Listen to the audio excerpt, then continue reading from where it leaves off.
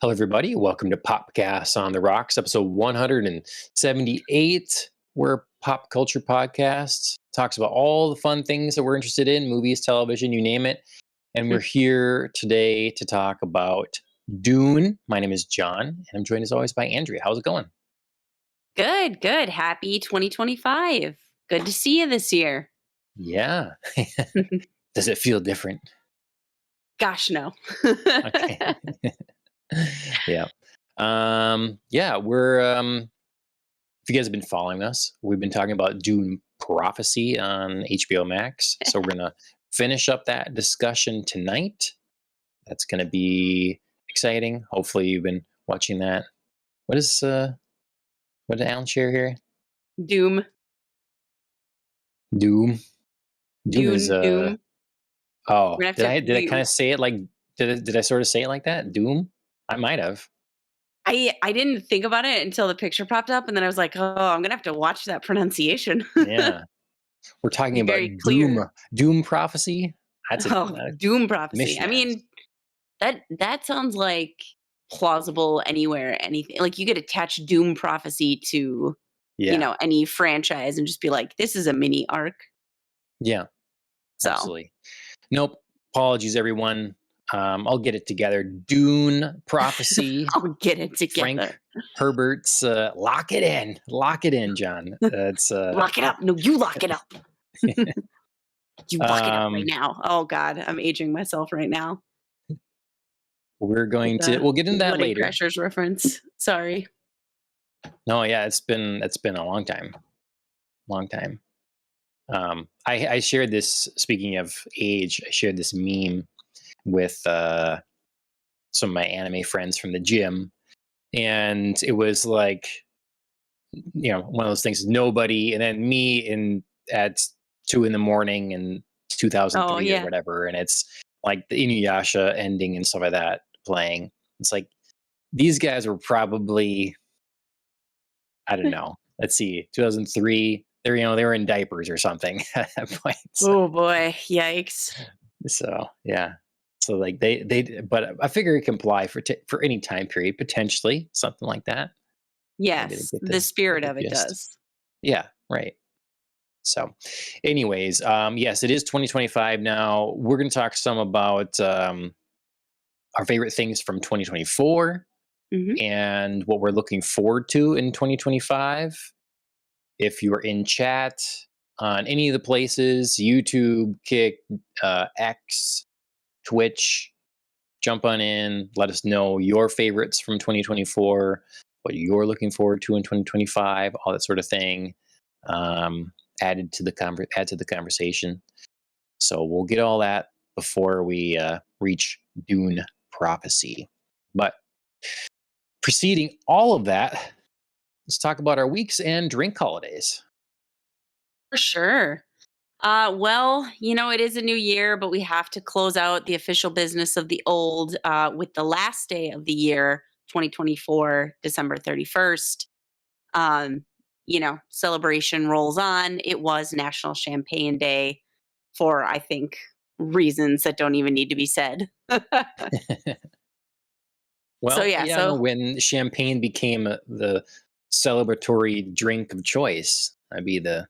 Yeah, that would be interesting to know. I mean, everything has traditional, that's traditional now has roots in, one way or another. Like brides wearing white was officially started with Queen Victoria and her white wedding dress when she married Albert. So, which is a piece of trivia that I would know as just like a Victorian era scholar. But it's a fun fact to whip out. So yeah, there's got to be some sort of story behind, champagne as the official, toasting beverage of good marketing agents in Champagne, France. Right. Somebody somewhere, really was on it because it's so synonymous now with, celebratory, like, you want to celebrate anything, you send a champagne emoji or, Yeah. I mean, obviously you do it in real life too, but you know what I mean? Like you just send that and somebody gets it. It's a celebration. So. Yeah, it's like Christmas in Japan. They have fried chicken, right? And so it's maybe we talked about that before, but it's a funny how that was just like a marketing push by KFC, Mm-hmm. and everybody like kind of And jumped on that, and now it's just not even KFC, just in general fried chicken for yes, Christmas. That's their it's so tradition. ubiquitous.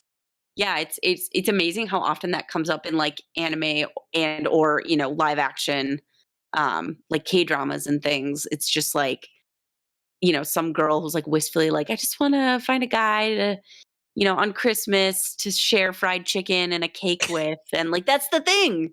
That's like the So, thing. I didn't know it You know what I mean? expanded to South Korea as well. I didn't know that was It's yes, yes. I mean, I okay. think it's, J drama obviously, but like yeah, it's expanded Okay. out into like Yeah. that's a sign as well. I'm Crazy. like, I can't fight that. I'm not going to complain about fried chicken for Christmas. So, Fried chicken and cake. Yeah, that's a good mhm. night. Yep. I All mean, right. clearly I Yes. can't let go of Christmas either as I have this like Santa jacket. Don't tell my Yeah. kids. What's Santa doing there? It's When your kids saw mommy kissing Santa Claus. I know, right? They actually, in this case, they better not have because it's a Santa suit jacket that Chris's school used for their mascot, the husky, and so like Mm, there's like some kid dressed up in the husky costume and then also dressed up in a Santa costume. So okay. Nice. definitely nothing going on there. But still, Everett would be devastated because that was her favorite part of the holiday was getting to high five the husky Santa. So. Okay. Sounds fun. But yeah, that is the end of 2024 as far as drink holidays.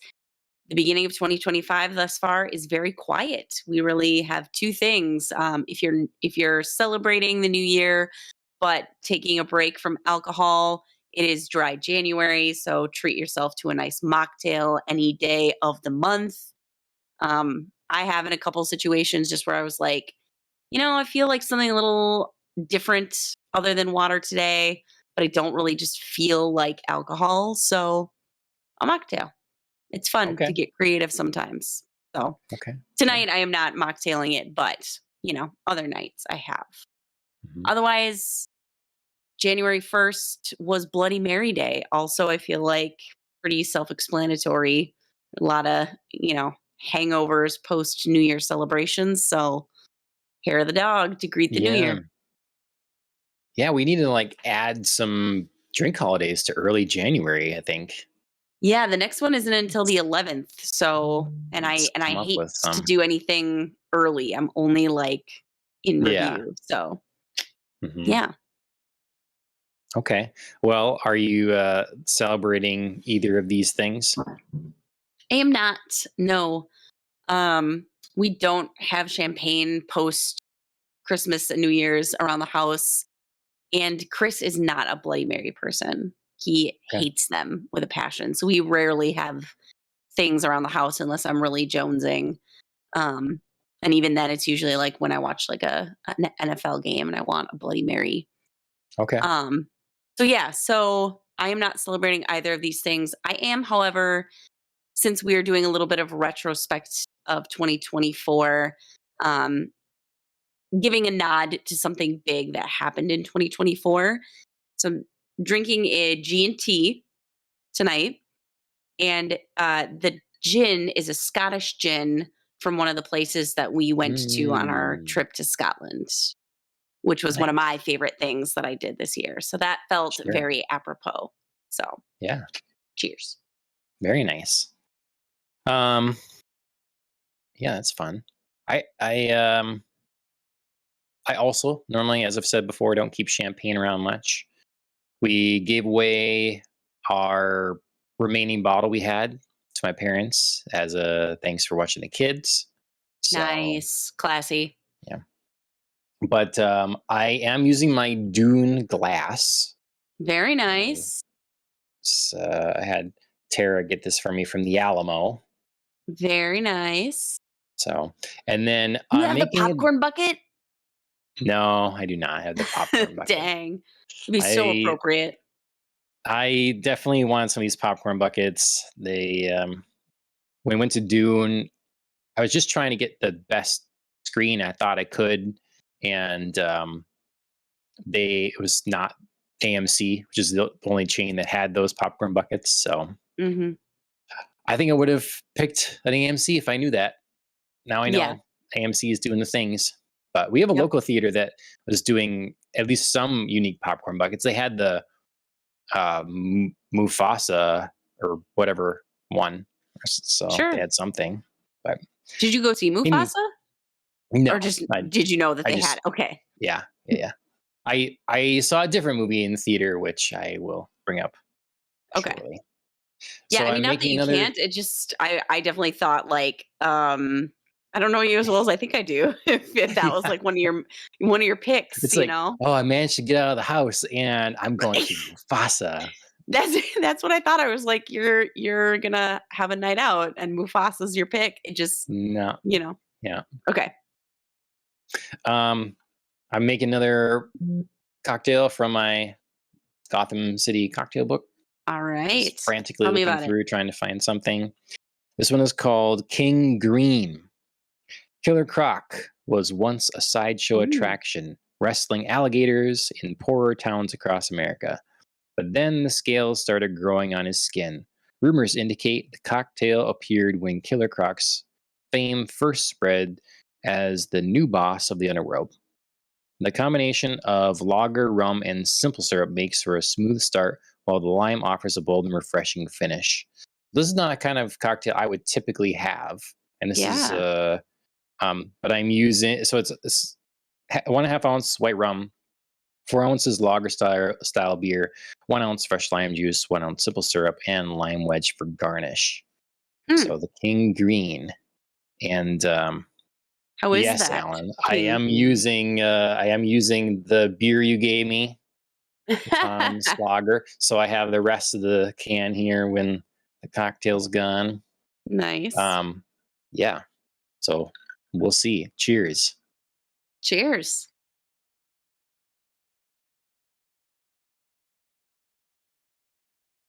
That is pretty good. Okay. I didn't know. I really had no idea what to expect when I put that in my mouth. But yeah, it's pretty good. Oh, so many Fresh. things I could say to that, but I'm going to segue. I'm going to use your drink as a segue into one of the Mm-hmm. things I've been doing this week, because that drink sounds exactly like it would fit in the world of Dr. No by Ian Ah, Fleming, which I finally finished. okay. Took me not long once I really buckled down, but took me a long time to buckle down and do it. So yeah, Okay. So, um, yeah, when we put this in there, I was like, "Oh, did you watch the movie?" Or I wasn't sure if no, that was the book or the I movie. finished the book. Okay. Do you want to do a Doctor No book movie episode, or do you want to give your Doctor No thoughts here and now?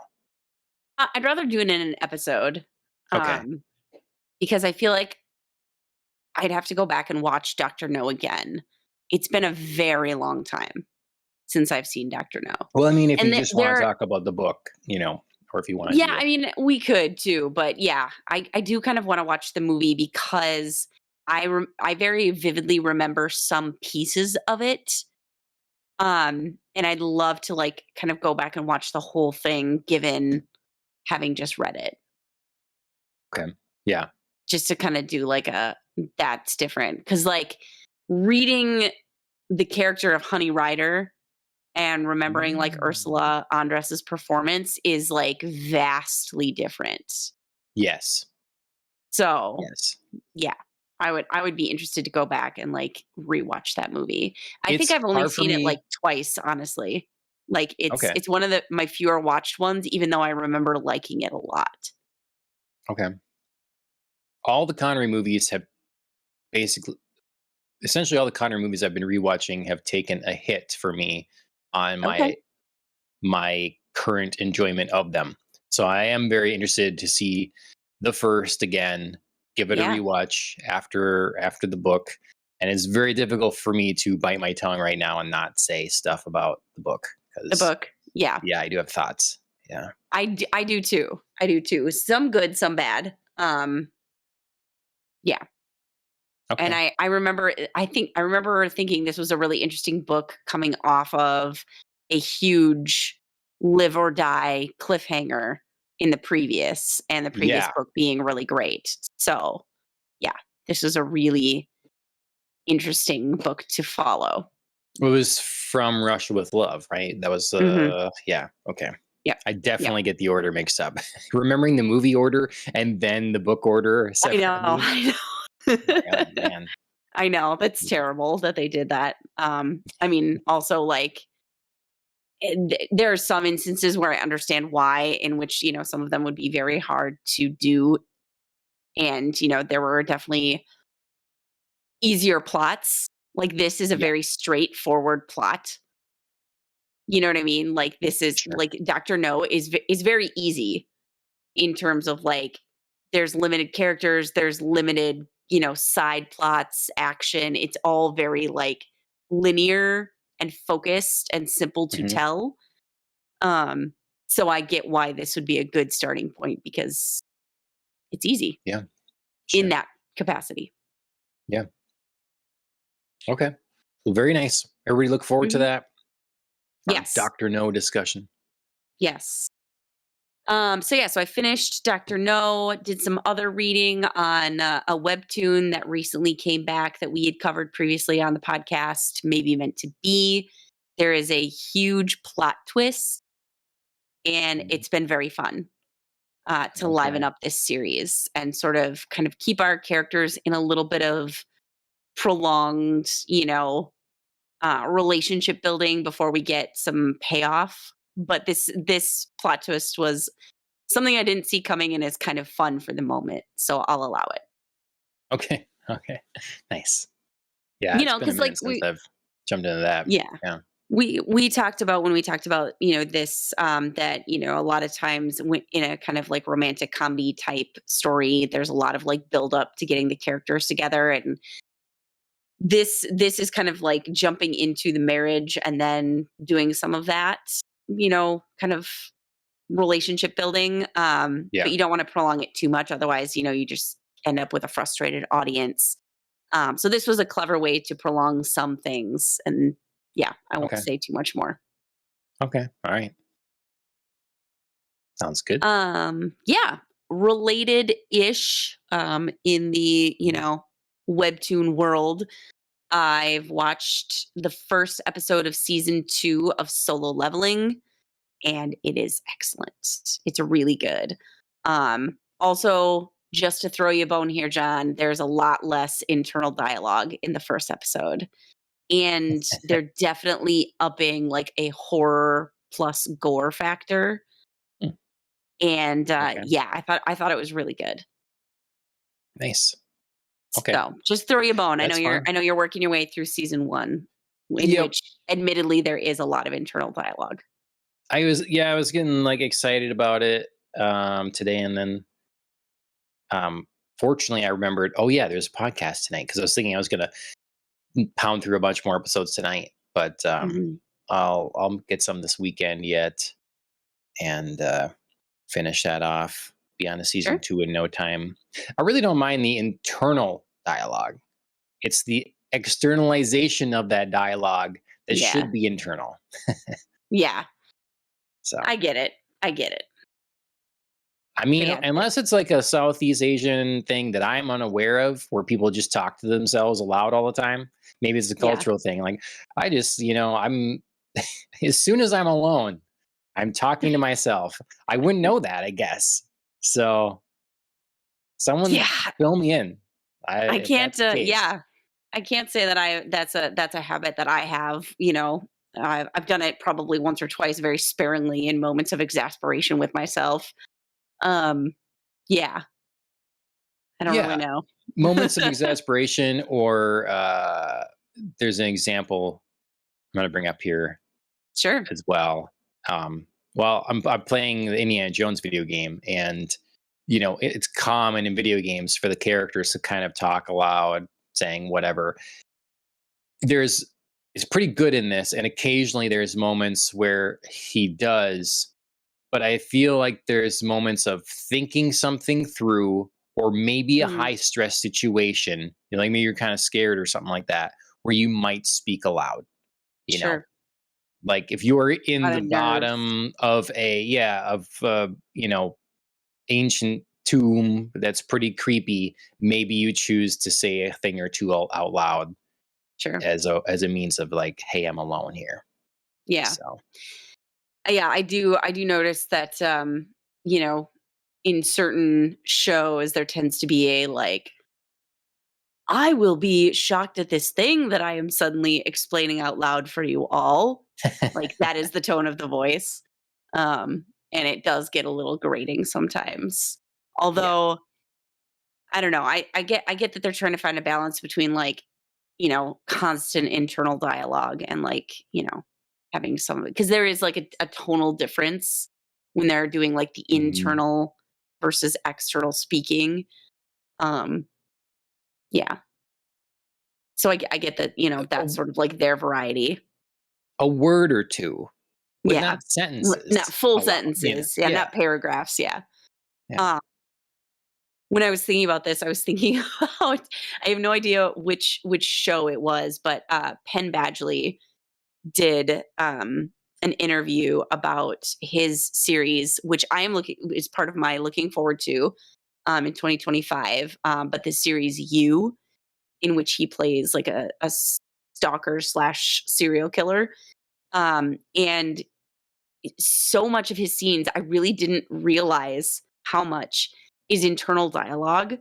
So he Mm. he played a bunch of clips for the audience without his internal dialogue, and it's like 5 minutes of him just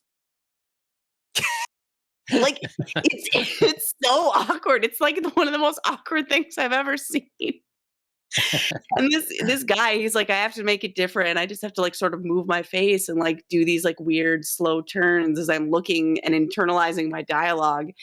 And I was like, this is nuts. The show looks so stupid without his like internal monologuing. But Mhm. like that's the point is like you're inside his creepy, stalker serial killer thoughts and they're fascinating and weird. But yeah, poor guy has to do it, without the benefit of his own voiceover first. Yeah. And oh my Yeah. god, it's terrible. Watch the clip. It's so funny. And I can't imagine what it's like for him on set, just like Right. listening to other people talk and then just like, like oh god. So Yeah. yeah, anyway, that's just what That's that made good. me think of. So That's funny. yeah. Very nice. Anyway, yeah, Yeah. rounding out my list, another, early 2000s actor appears in the final show that I was able to watch a couple of episodes of this week. It's called Nobody Wants This. It's with Adam Brody and Kristen Bell, and it's a cute little rom-com TV series where Adam Brody plays a Hollywood's rabbi. remaking every IP from your childhood, Apparently and they are. just called Nobody Wants They're This. just Yeah. they're they're apparently I'm interested in all the stars of my teens era again. Um, Mm. but yeah, so Adam Brody plays a rabbi who is romantically interested in Kristen Bell's character who is not Jewish. So conflict there. Plus, she does a podcast with her sister. Fun show about podcasters. And the podcast is called Nobody Wants This. Oh, okay. So, and they're kind of like trying to take it to this new level where like Spotify is going to buy their show and sponsor Mm. them. And so there's like conflict there with her maybe starting a new relationship when, maybe it would be more interesting to talk about her weird single dating life on the podcast. So, That but yeah. totally could be like one of the podcasts we have. The name Nobody Wants This, and I could Nobody talk wants every month, at least about why things. nobody wants this shit. What Nobody do you wants this. what? Yeah. There, can we have that? Nobody wants this shit. We'll add that. It's different enough. There we go. There we go. We put our own spin on it. Nobody wants this Yeah. shit. I would Okay. do a podcast where we could just rant about stuff that nobody wants. Yeah, nobody wants this. Get out of here. Perfect. And then the comment section will be filled with all the people slash bots that do want this. So That's true. That's true. They'll be coming for mhm, us. mhm. Or they can talk about things that they don't want. I mean, everybody's Yeah, got something that they're like, right. "Boo, I don't want this." Yeah, that's right. I can start off Superman, James Gunn. Oh, wow. Okay. I don't want it. Okay. I don't want it. What would you want instead? What do you want James Gunn to do? Something else. Something Okay. else. Focus on making more Peacemaker.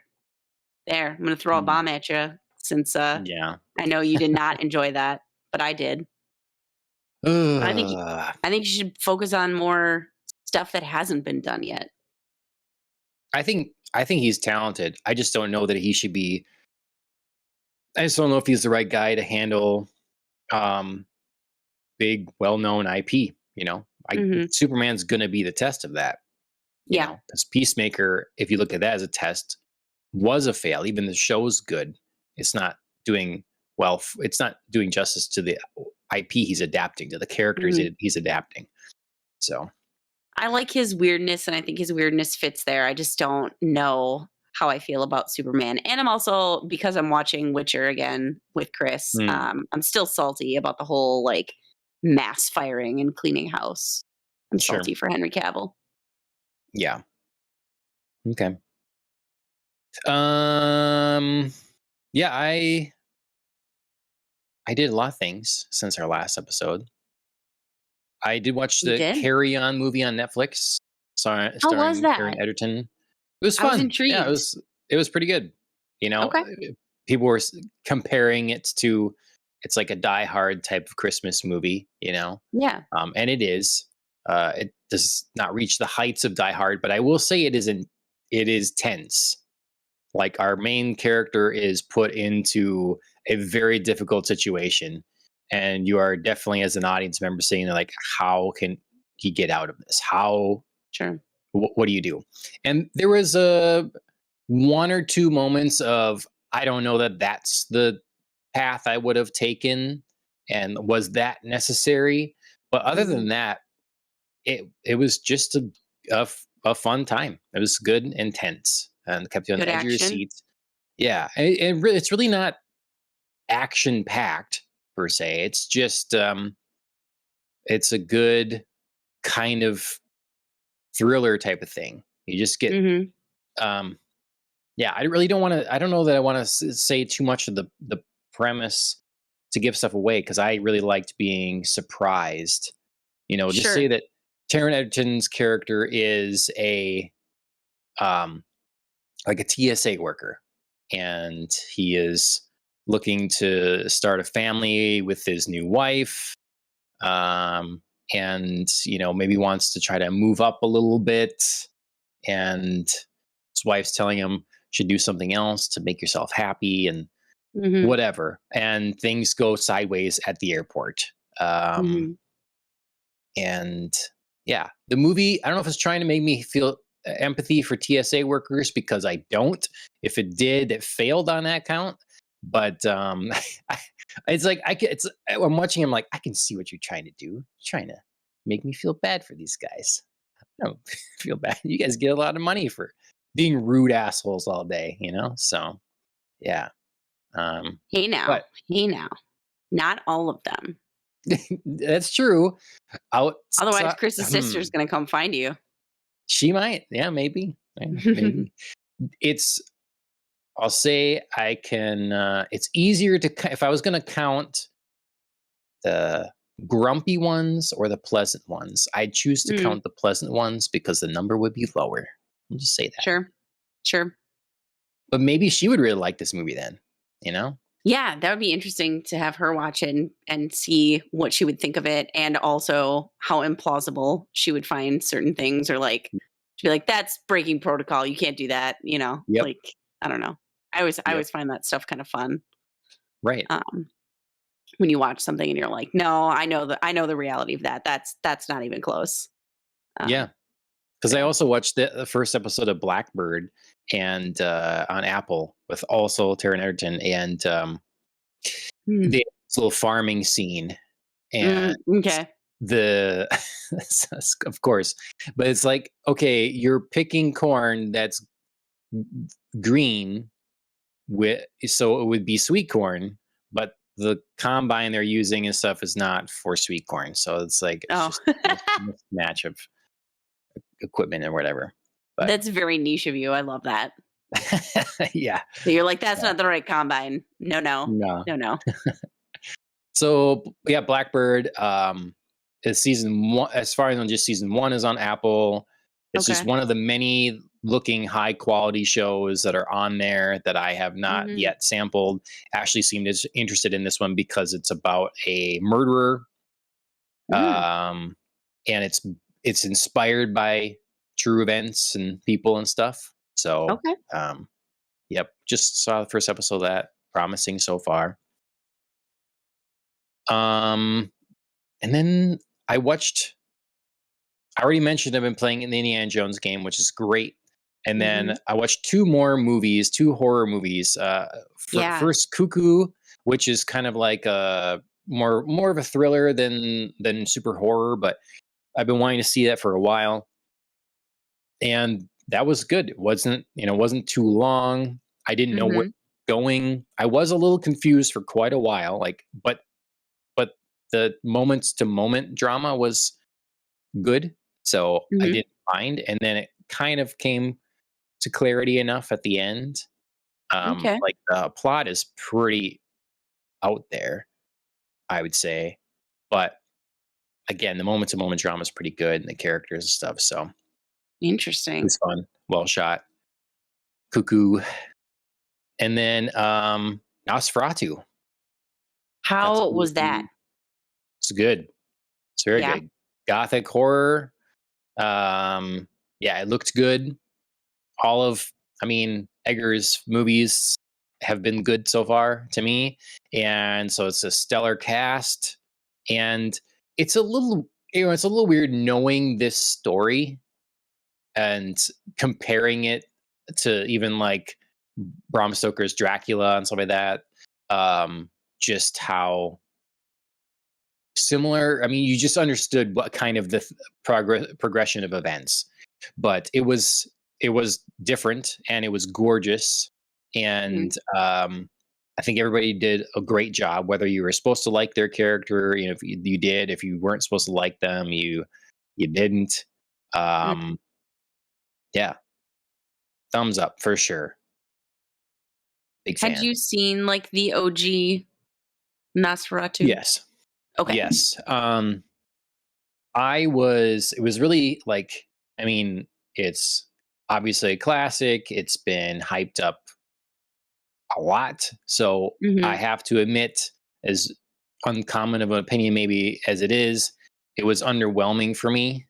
Hmm. I was really expecting, I don't know, something Sure. amazing and definitive or whatever.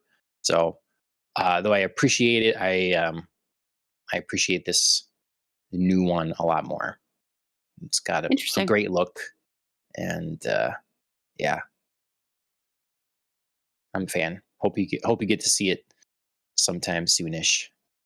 Yes, I hope so too. It's part of my 2025 plan to go to more movies because I got this for Christmas. There we go. Oh, nice. Very So, good.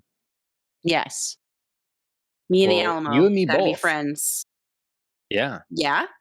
Yeah, we're doing a little different stuff with it might work out now for us once in a while, a little more frequently to sneak out for a movie at one of our local theaters. So, Nice. hopefully we can like yeah, at least manage some of you know, the horror ones that we get behind on or something like that. Um Yeah. yeah. So, Nice. 2025 goals. There we have yeah. it. Then we'll have more things, more very current things for us to talk about. Indeed. Mhm. Okay, well, before we get to what we're looking forward to in 2025, we should talk a little bit about the best of 2024. Let's not forget Hmm. 2024 quite yet. Did you have a couple like absolute favorite things in different formats of media that you absolutely are raving about? I did. I kept my list, I feel like, pretty tight because when I thought about the year, I was just trying to like think about things that I just absolutely fell in love with and or fell in love with like expecting and or not expecting. Hmm. And that applies right away to movies. Furiosa, loved it. Loved it so much. Great. I really was kind of going in wondering how I would feel about it. And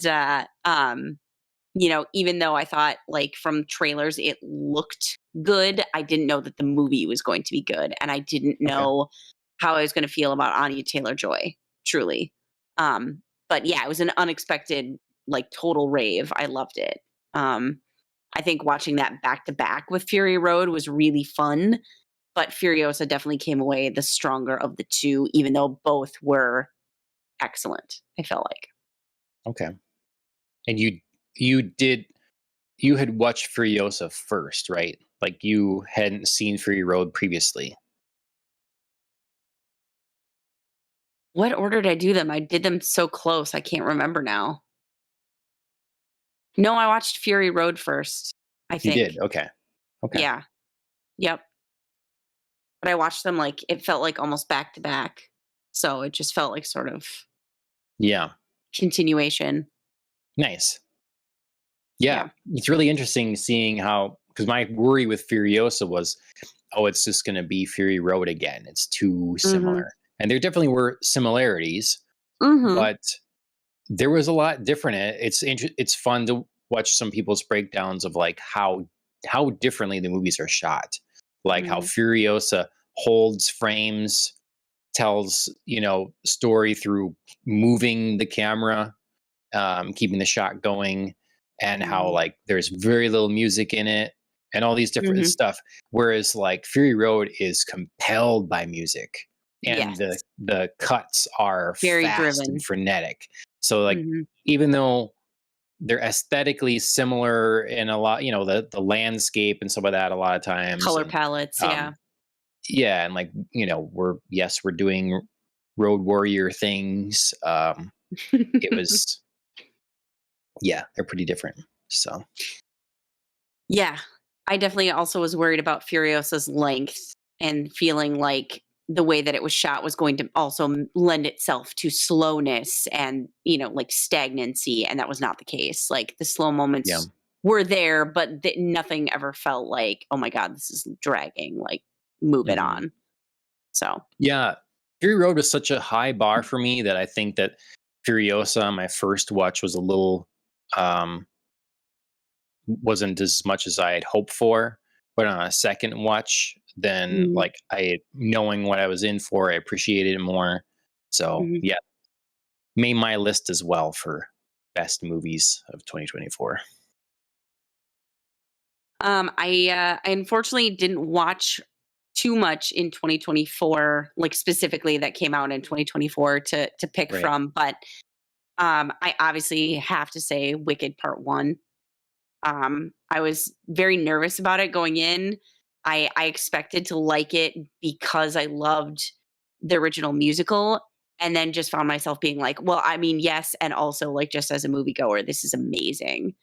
And I got way more emotional about it than I expected at all. Also, I felt it had one of the best cameos. Um, Spoilers, sorry. Um, in Idina Menzel and Kristen Chenoweth popping up. They were so Mm. like unexpected, and it was like it was a masterclass in how to do a cameo because it was very short. It was like, oh my god, they're here, but they weren't like taking away attention from what was happening in the plot. They were utilized for the perfect amount of time. They had the perfect nods to their OG characters, and then they were gone. And so, yeah, Okay. that was one of my favorite surprises about the movie. I had no idea it was coming, and I cried, and it was awesome. So, yeah, Nice. super pumped about how well John Chu did Wicked. Um, yeah, loved it. Nice. Can't wait for part 2. And that's next year or this Yep. year already? Yeah, they've already, yes, this year. They've already shot all of it. It's all ready to go. They did everything all Oh, together okay. and then just split it up to be released last year. And then part two, which I think is called For Good, is coming December of this year. Okay. Nice. Mhm. Yeah. It's not a movie that I'm interested in, but I can't say I've heard anything bad about it. I've not heard a bad Mhm. review. So, Yeah. Yeah, it's really strong. I'm a little worried about part two because there is less content for the second act. So I'm a little okay. worried that maybe they tried to stretch it where part one stretching felt really great and contextual for all the background of the story. And they just sprinkled bits in. It wasn't like long extra scenes or extra characters. I'm a little worried that maybe part two is a more heavy handed with that Mm, kind of stuff. Um, yeah. but obviously we'll see. Who knows? Yep. Okay. We Mhm. knocked off two there then. Best of 2024, most anticipated 2025. Indeed. Check, check. That'll be, I mean, I think for me, kind of a running theme because a lot of stuff that, especially in the anime world, that I loved in 2024 is coming out already with season twos in 2025. Starting off with my absolute favorite, Kaiju number 8. So good. I This was something that like Phil was really into and like kept being like, "Oh, I'm gonna watch it. I'm gonna watch it." So I was like, "Yeah, I saw a trailer. It looks good. Like Phil's into it. I'll watch it." And then just like fell so much in love with it. Like I thought it was excellent from first shot to last. I love the premise. I love the twist on monster hunting. Um, so yeah, this series was like funny but poignant at the same time. Great characters. Nobody was like too tropey to be annoying. They all just like worked well. I loved it. Except for the ageism, Andrea. Do you not I recall? mean, yes, yes, yes.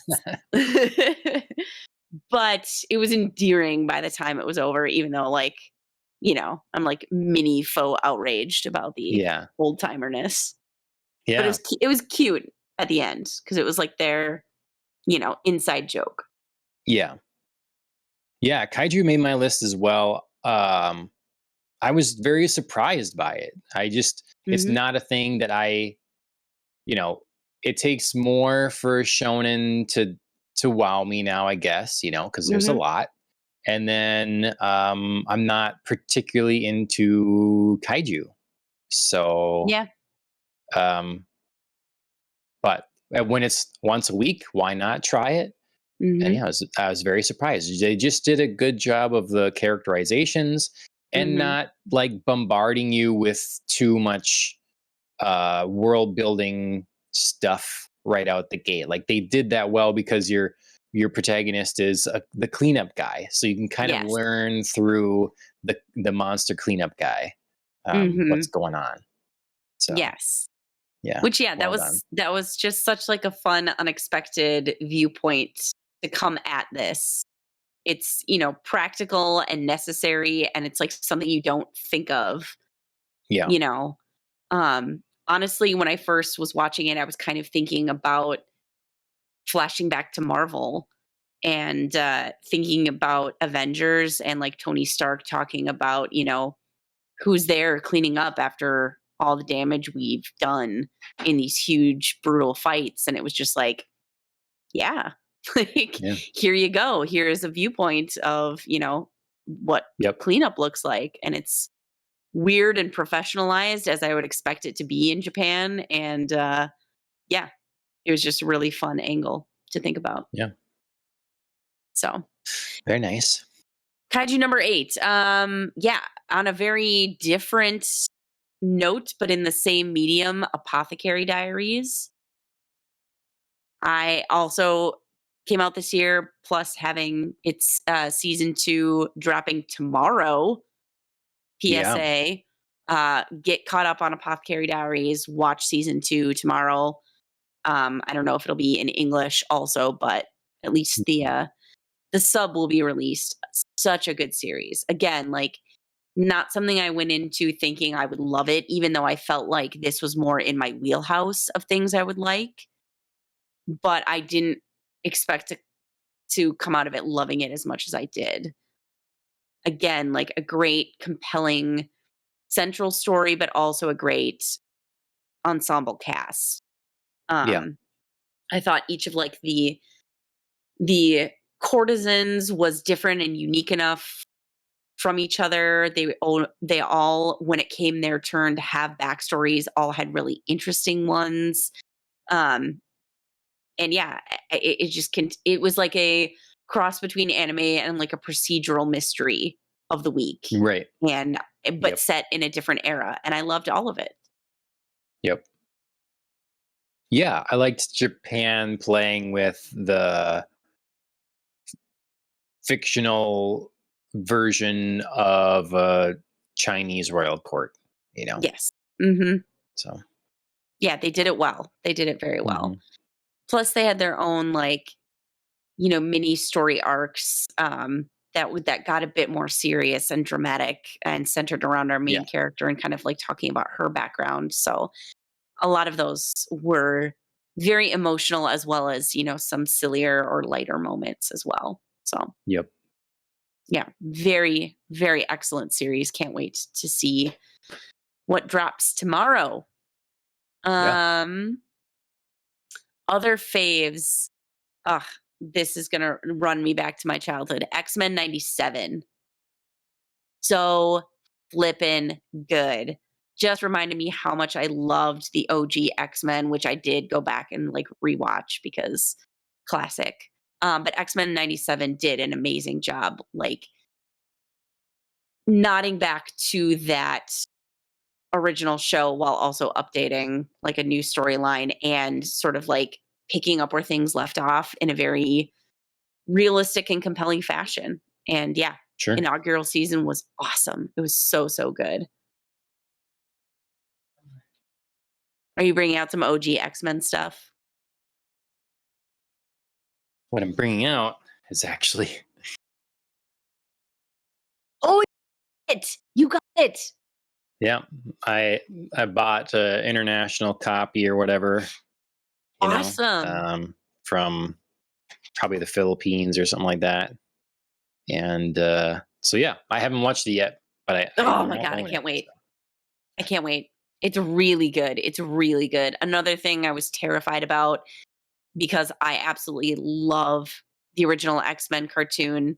So like formative part of my childhood right there. And yeah, X-Men '97 did it justice, I think. Really. Nice. So yeah. Yeah, I that's haven't really cool. heard anything. I guess I haven't been paying terribly much attention about a season 2. Um, Yeah, I was supposed to let's be one. see. It's in the works. 2026. Okay. 2026. Okay. Yeah, I thought it was not imminent, which is sad, but whatever. If they do it right, it's fine. I'll wait. Because yeah, Yeah, the first season of X-Men '97 is great. kind of hope it's the last season, this next one, because it's difficult to get something good. And this next season is the last thing written by the same person. And then he Oh was yeah, yeah, fired. sure, And sure. so all I'm saying is like, will we get someone else that also can manage this series Yes, with the same yes. level of quality?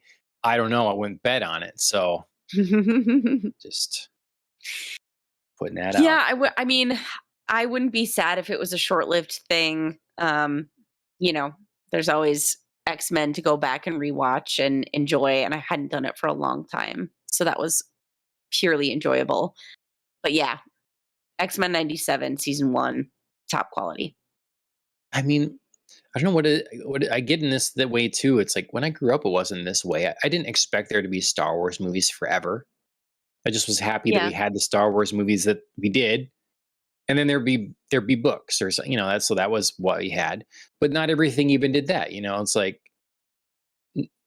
it can be finite, and then people still appreciate what that is. Everybody talks about Jaws, the first Jaws. No one talks about the other Jaws. So could it have just been Jaws 1 It might as well have been, and it's still a beloved movie, and people are Sure. big fans of Jaws and love Jaws. So I do it too, but like not everything has to keep going forever. And in fact, usually it just ends up being bad if it does. Like, Sure.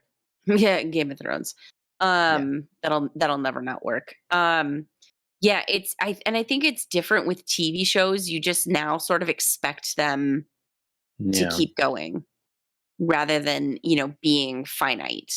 hmm Or they have to very clearly state at the beginning, like, this is a mini series, this is a limited series, this is, sure, yeah, otherwise there is that expectation once you start that you just get to keep going.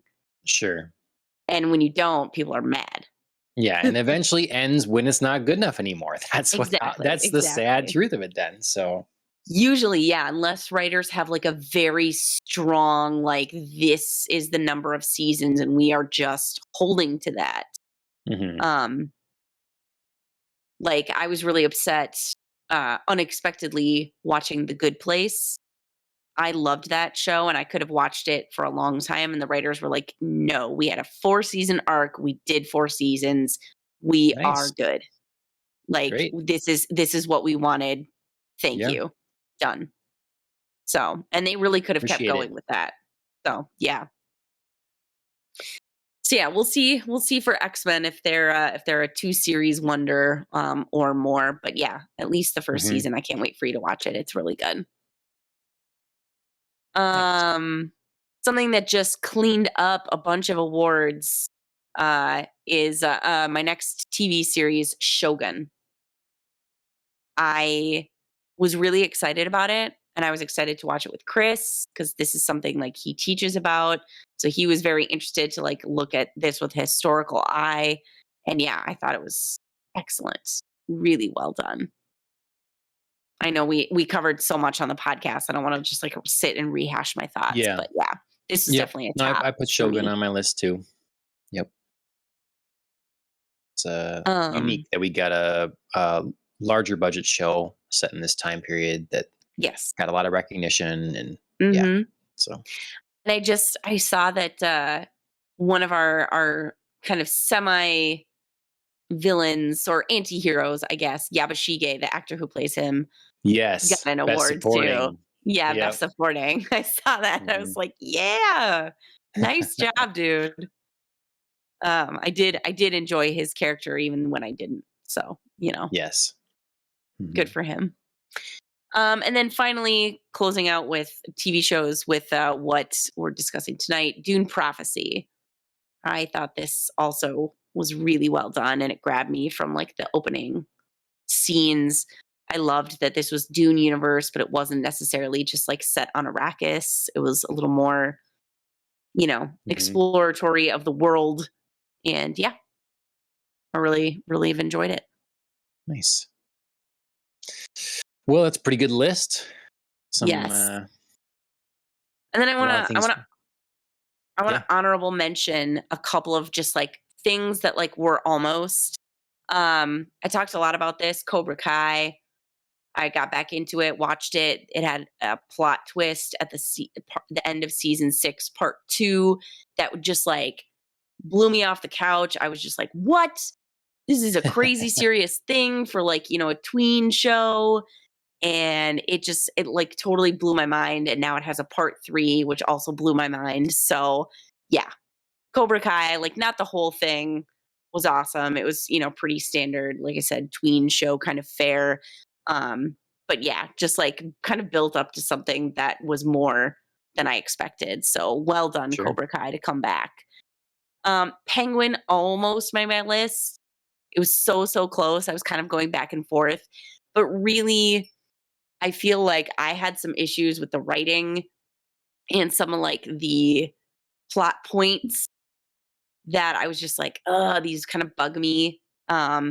So I wanted to mention like a couple of moments that really grabbed me from the series, including the flashback episode where we really got to see the range of Kristen Miliotti's character.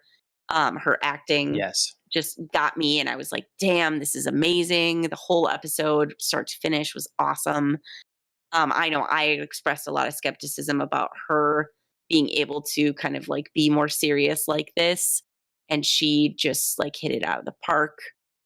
Also, I'm gonna And then, totally. okay, don't do Oh just yes, say the ending yes. surprise. The ending surprise, okay, was really shocking to me, genuinely shocking. There were so many other things that I called about the ending of Penguin, and then this one I didn't, and it genuinely was, like, emotional and gut-wrenching, and yeah, surprised the heck out of me that this show Mhm. went there, even though I shouldn't have been surprised. So, True. yeah. Honorable mention, also honorable mention to Don to Don. It, again, almost made my list. Um, but I really had a hard time with the first couple of episodes. I just sort of was like I was warming to it, but I wasn't there yet. And then like the back half really got me, starting with the acrobatic silky arc. One of the best things. That's why I wanted to put in my honorable mentions and moments, because that arc in particular is devastatingly beautiful. But again, the ending was like a big WTF, and it just was so odd that I was like, "Ugh." I do have it on my most anticipated for 2025 because I'm really excited about it. But yeah, just sort of like a bumpy road for me with Don to Don, True. even though I love it now. Okay. Yep. And then also I loved doing our mini sode on Anya Taylor-Joy's Furiosa fashion. That was great fun. Yeah. Well, we should pick another one. Like I was saying, we got to do. We missed the Golden Globes, but maybe we can do an Oscars Yes. fashion thing. And like, I wish we could just watch the coverage with the sound off or whatever. Maybe we Yeah. can. Can we get away with that without copyright problems too much? Like When without being did shut we do that down. though? Like a while back, didn't we? And it was fine? Maybe I remember we accidentally went into The when the Oscars or broadcast. something actually started, and there was Yeah. music, and then we got Flagged. yeah. So we'd have to But we'd have to maybe be on I it with mean, but that, we can keep the cut whole off. thing muted the whole time. Like, that's fine. Yes. Um, but otherwise, it'll have to be the day after, and know Yeah. whatever. But Yeah, I would either totally do way, that. cool. I don't know when the Oscars are, so I'll have to I don't look that up. either. Well, good list, good honorable mentions. I shared some of the similar ones. My movies, Dune Part 2, though, was on Mhm. there. I kind of keep forgetting that came out in 2024, but It does big fan of. feel a while ago. Yeah, I don't know what the deal is with that, but I wanted to, while I'm talking about that, show off this book I Ooh, have. schmancy. hmm So this is called Dune Exposures, and it is a book by Greg Fraser, the director of photography, and Josh Brolin. And Oh, okay, yeah. so Josh Brolin is really like into music and poetry and stuff, and Greg Fraser started out doing photography work and stuff. And so this is a like an art book that has like behind the scenes on set photography from Greg Fraser, Very and cool. then moments of like poems and writings to coincide by Josh Brolin. Cool. So, and it's really quite the variety of like some of the poems are, you know, short and sweet, and some of them are lengthy. And Hmm, so good portrait. yeah, I haven't read a lot of this yet. Like here's some things this is really, really short. Crystalline fields of sand like oceans rise and fall, our egos defunct. That's- That's cool. Good shot. So it's definitely artsy fartsy, you know, Little but haiku. yeah, yeah. But I I'll consume anything Dune I can, So Mhm. um, yeah. The Chalamet hair. hmm Hmm. So yes, Dune Part Two was on my movies list, Mm-hmm. and upon a rewatch, I like it even more. So I'm very interested to see how the book goes and coincides with it because, um, yeah, I don't know. Dune Part Two, amazing.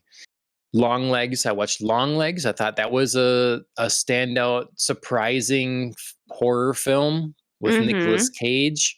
And Mm-hmm. again, shot really well, looks very different. It's kind of feels low budget, but it's really out there and not like something I've seen before. So, uh, shout out to that. Nosferatu, also on the list. Having just saw that in 2025, but it did come out in 2024. So Very true. it's um it's I just love the gothic aesthetic. That helps a lot, and this just does that story such justice. Mm-hmm. It's weird and unnerving, and the effects are so good, and so Nosferatu, very much enjoyed that. And then Alien Romulus to round out my movies. I was very worried about Alien Romulus. I'm not thinking it's going to be good. They're like really wringing the rag of Alien these days. They're like, oh, there's going to be a TV show um, now that's coming or whatever. And we've had the movies that have had mixed reception, and I'm a H.R. Giger fan. I like that art style and everything. And Alien Romulus and Alien is one of my favorite movies. So I don't know. I didn't know what to think of this, but when I saw it, it really hit the vibe for me. They nailed the mood I was looking for. Mm-hmm. And yeah, props to them using so many practical effects. That was really cool as well. There's one thing that in there I was like, oh, the effects are so good, except this one thing that looked kind of fakey. But it did because they insisted on doing it with a practical effect. Oh, So sure. I thought it was like a poor CGI thing, and it was actually a practical It thing. was So just too real for you, John. yeah. What is So reality? some people were hard on Alien Romulus because I think they're also just sort of out of it or whatever, and you know done with Alien. Sure. But I don't know. I was pretty impressed. And then, Not like a 79 TV. on Rotten Tomatoes. That's not bad. Yeah. Well, so what do people say? What's the audience? Let's see. 85 in audience. Okay. Okay. Well, great. I think it was successful monetarily. Mm-hmm. So yeah. Yeah. 7.1 IMDb. I mean, solid. Nothing like, Yeah. IMDb is a tough scale. Yeah, Like it a lot of is. things are Yeah. sixes and sevens. Yeah. Yep. So. TV, already talked about Kaiju, already talked about Shogun. Dandadan did make my list. It's just that thing I wanted for something super fun, and Yeah. it delivered on that sort of tone, feeling, just zany over the topness. It was very gorgeous. And then as the scene you mentioned with the acrobatic Silky, uh, Oof. again in my top list for best scenes in television. Like I need to Yeah. watch it again, Agree. but it was, Agree. I'm a little biased as a new parent. It affected Mm-hmm. me more, but it just was, rehash of our anime podcast from last week. If you didn't hear it, it's Mm-hmm. just so well produced. The music Mm-hmm. is perfect. It is Mm-hmm. beautifully drawn and animated. It's just that's one thing they've done good about this show is like they've taken everything from the manga, and anytime they've expanded on an action sequence or whatever, it's not a letdown. It's like it's amplifying what was there in the proper Mm-hmm. way, and they really did Mm-hmm. that here. So Yeah. Yeah. very 10 out of good. 10. No notes. So Hmm. excellent. Penguin did make my list. Mhm. I was very happy with Penguin.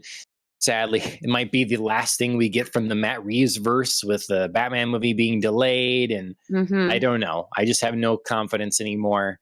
But I didn't know what to think of this either, and Yeah. I was quite happy, despite a few like cinematography things early on, and then Mhm. a couple story things that were took a bit of a leap. Because Ashley and I were like talking, we're talking best TV of 2024. What would you give it, Penguin or Dune Prophecy? And it was like, well, that maybe that's the thing. It's the couple moments in Penguin that kind of set it back a little bit. It's just like, I don't know that Mhm. I believe that that's how that would have gone down, or it's a little bit of a Mhm. stretch to take that. So, but yeah, Yeah, Penguin is still on my top.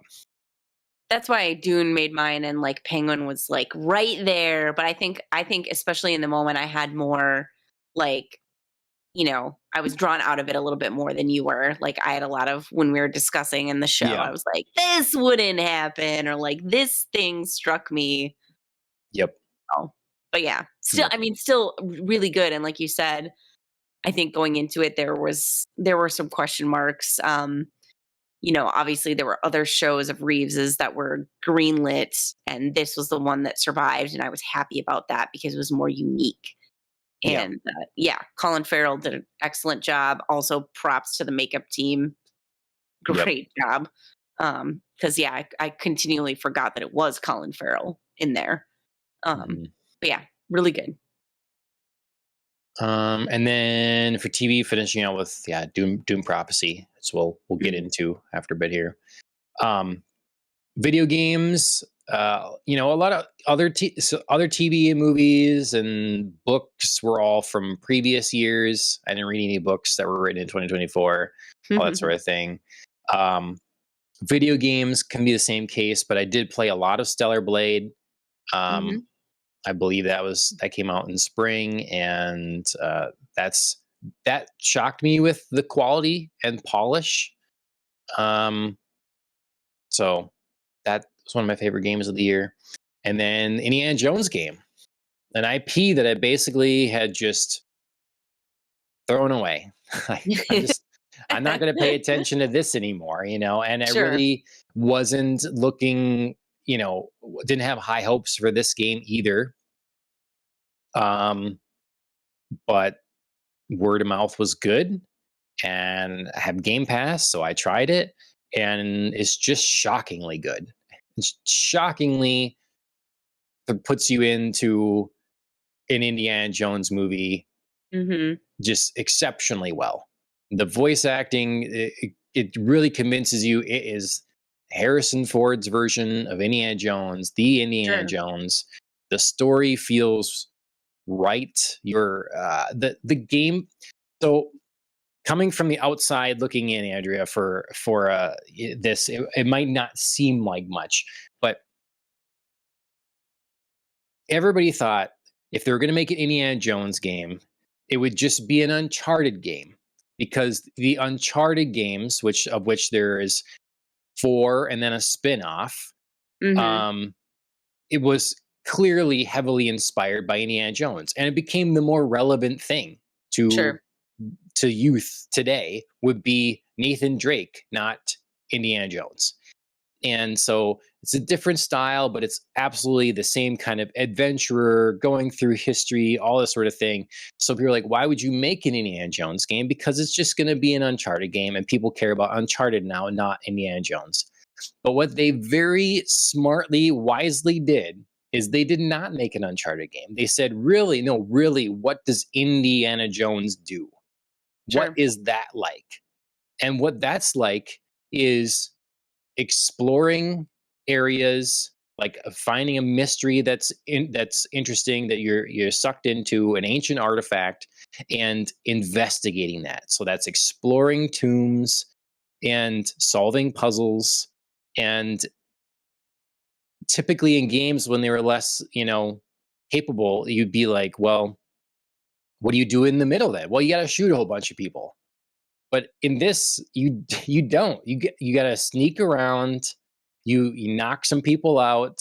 You Sure. occasionally shoot at people, but otherwise, you are finding your way through, the ruins of a pyramid. You're trying to escape fascists in the, avoid detection in the Vatican. Like, um, it's good. It's very good. I'm impressed. The climbing, you can't like do insane climbing things, superhuman, like Yeah, rock cliff, all this stuff. It's way more grounded and makes it feel like an Indiana Jones movie versus some caricature of. sure. And it's got a story with some heart so far, and yeah, it takes you all over the world. So yeah, definitely the best video game I played of 2024, and in a while. So Good to hear for that IP because I was trying to remember the last Indiana Jones movie and if that was somehow in 2024, but no, it was late 2023. oh, was it? Dial of Destiny. I thought it was summer. Yeah, it Did it was come out in like summer? I say late, but it was like Okay, August 2023. okay, okay. So I mean, And later and half technically, but one of the biggest Hollywood flops ever. yes, Like it yes, bombed, so bad, incredible bomb. so So bad. I have not seen it. I don't I haven't want to. either. I don't want to. I wish I Yeah, hadn't it's seen Kingdom of the Crystal Skull, even though that one's agreed. not as bad. It No, just doesn't need to exist. it's medium. It's Mhm. there are like fun things about it, and then there's just like really terrible, awful things. Um, but yeah, no, I feel like Dial of Destiny is on the level of like Mummy 3, where I actually fell asleep in the theater because I hated it so much and did not care so much. Um, you know what I mean? Like it's just one of those things where you're like, Yeah. I wish my eyeballs were not taking this in. I wish, Oh, I could yeah. undo it. I'm sorry, I really hate Mummy 3. Um, yeah, so that felt like that. But yeah, good for this IP for coming back and Well, doing I have to something say, right. so the rumor is that Disney was impressed with the numbers enough from this game that they called and said they'd like more. So, Of the uh, game.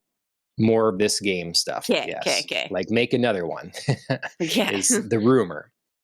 Because So we'll I think see. Harrison Ford was like, I am very done with movies, which is good. Yeah. Yeah. Yeah. Yeah. And then I will say, if you're ever bored and want something on, like this might be a fun game for you to find a playthrough and just have Okay, watch that on TV. Like if you're sure, not going to play it, just watch sure. through the story and yeah. I do love a good puzzle game though. That's part of what I love about Res Evil 4. I love Mm. puzzles. This So game has there's not really another game like it exactly that I've played, okay. and the puzzles are they're they're logical. They're not like I don't know. I've played puzzle games where it's like this is really obtuse. This is really out there. Like Mhm. how does this make sense or whatever? And it's just Mhm. somehow this game makes puzzles that feel clever without being um Abstract. yeah. It's just it's a lot of things where you're unlocking stuff, and there's different use a codec or whatever to unlock something or to figure out it's just Mhm. I don't know. They're fun and they've been very varied. It's not like some things where there's an unlocking mechanism or like mini game and you do that Mhm. repeatedly throughout the game all the Mhm. time. They've been different. So Okay. balance is not moon logic. I don't know what that means. Not moon logic. Um, what did I say? I said they're very logical. Yeah, logical. So what's moon logic? I don't know. Never heard of that term, Andrea? I'm trying to think like because I just mentioned Moon Logic. Favorite examples of moon logic in games. Um, I'm very curious now. Yeah, agreed. That's okay. I don't remember a deal. I had to get some items of inventory like sticks, stones, rope. Seem logical to get pass a Yeti, but none of them worked. Thankfully, my dad has a solution book, and after looking Oh. up, determined could never guess the answer. He revealed we had to throw a Oh. pie at the Yeti, oh, like a moonshot. So you have to. So Yeah. I will never forget that moment. We were like, "Huh." Real kicker is that if you ate the pie and you point, you'd have wasted your time and no way to advance. Oh my So god. um, okay, interesting. So yeah, well, just try. So This is I was fun. gonna play the original Zelda more, and just looking up because I was stuck of where to go, and I'm like, oh my god, there are so many things to do in this first stage. I had no idea because you can't have any idea unless you randomly put bombs places and stuff. You just run around with different items and like burn stuff, and like, oh, there's a hatch. There's no indication anywhere of any of this. But that's the way they could Oh hide god. stuff or whatever. And I guess when you didn't have the internet and you didn't have a million games at your fingertips and you're a kid and you can just obsess about this one game Right. that you just are gonna whatever, you're just gonna do all this stuff. You appreciate that or something. Maybe you'd figure it out, Yeah. but Some of it you're no, not supposed to figure out, I guess. So yeah, Alan gotta says got to call call into into the the hint hidden line. line. Exactly. Yeah. Oh So, anyways, god. spending a lot of time on Indiana Jones. I'm very Sure. excited. It's a great game. So, we should talk quickly, anyways, about what we're most looking forward to in 2025. These are sizable lists here, so we don't Yes, have to I like can I discuss can each of run them or whatever. through. But Yeah, I can yeah, run through. I mean, I've talked about some of the things I'm already excited about. Solo Leveling season 2, I started it. Kaiju number 8 season 2, Apothecary Diary season 2, My Happy Marriage, which we've also covered before on the Ohio Anime podcast. That as a season 2, first episode is already out. You season 5, the last season, I'm pretty pumped about. Another season 5 I'm really pumped about is Stranger Things. That has been a hot minute, but it's coming out. At least one part of it is in 2025, and I'm really excited to get back into that world. I've missed it a lot. Um, let's see. Oh, something from 2024 that I'm going to be starting because I had to go back and rewatch the first season, Arcane season 2. So I'm gonna start with something old, I guess. Also, hmm what else? I mentioned Wicked for Good. Wednesday season 2, I really loved that. I think the first series of Wednesday came out in 2023. But that was a lot of fun. Jenna Ortega as the titular protagonist. She did a great job. And I think we're getting a lot more of her family, so a lot more like Catherine Zeta-Jones as Morticia, Fred Armisen as Uncle Fester, which I thought was a great casting. So that'll be excellent. Yeah, those are I think the big things I want to. Oh no. Sorry, the last thing I do really want to say that I'm really scared slash excited about is Daredevil Born Again. I'm terrified but excited that like the OG cast is back together because that was not going to happen for a really long time and I thought that was a huge mistake. I know that I think filmed a bunch, screened a bunch for people and everybody hated it so they were like back to the drawing board. So I do want to give kudos to realizing that, hey, you made a big mistake and going back and fixing it. So I really hope this is good and that it can do well to show that like if you do the thing, people will respond. You know what I mean? Like yeah, I want the idea of like admitting you made a mistake and fixing it to be rewarded. So I hope it's yes, good. But yes. Yes, it can't be a half measure. Like, oh yeah, yeah. we brought him back, But but then the it's show like is very still different bad. than yeah, Yeah. right. Yeah. So I'm scared. I'm scared but excited. I have not looked forward to I've not cared at all about anything Marvel in For the a while. cinematic universe in quite some time, Mhm. except this. And I mean, interviews with cast gives me hope, but I don't want to. Yes, so I'm in the exact same boat. It's one of my most anticipated things for the year. I will watch that show some way or another. Whether it's like wait for it all to come out, subscribe to Disney for that month and watch it, or whatever. I will, Mhm. if I can buy a copy from the Philippines, whatever, I will watch the show and see. Unless the earliest reports are just hot garbage, and then I just Right. don't want to Yeah. put myself through it. So, Yeah. um, yeah, I'm ugh, hopeful. We'll see. Hopeful and dreaded. Um, Also, Daredevil, Cold Day in Hell. This is a comic series that's Okay. starting, and it's kind of they frame it as an old man Logan type story. Matt Murdock is older, and his like powers had gone away or something. They've been gone for a while or something like that. But they've I don't know come back, and Captain America is giving him some important mission. So, in Hmm. Captain America obviously doesn't Interesting. age quickly, so he's still Yeah. younger and like fit and all that stuff. But Matt Murdock he's getting older, and Okay. so whatever this mission is, the art looks different, kind of gritty and stuff. So I'm hoping that's not crap because most of the stuff in the comic sphere is too. So I'm gonna give that a shot. So um yeah, last season 2 is Apothecary, Kaiju, Don the Dun, dun, dun. Don. Yep.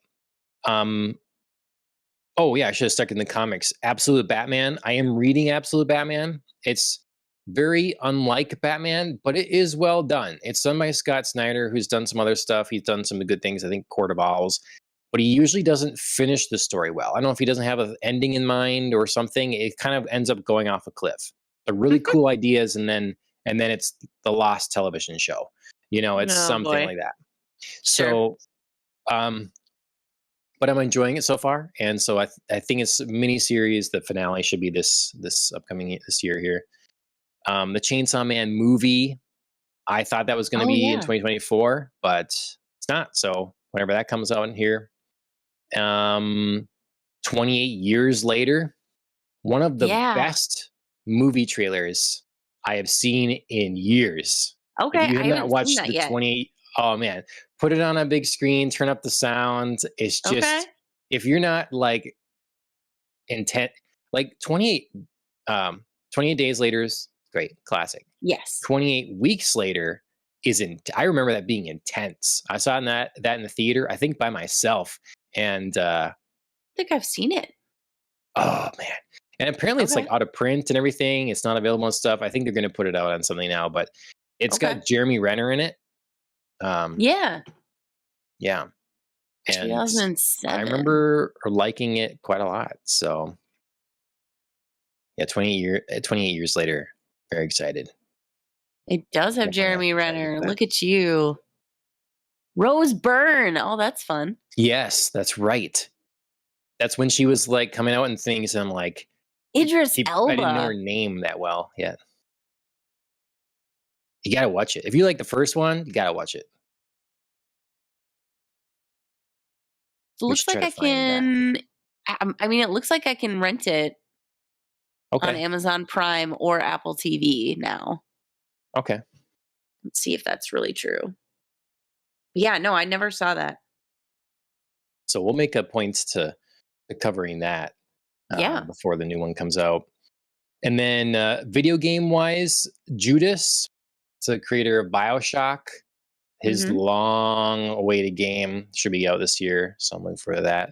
Dune Awakening. So I've been reading Dune, watching Dune Prophecy, all this Dune stuff. Dune Awakening is finally coming to PC this spring. And Hmm. then the Nintendo Switch 2 for console stuff. That should be this year. There's been lots of leaks and all sorts of things recently.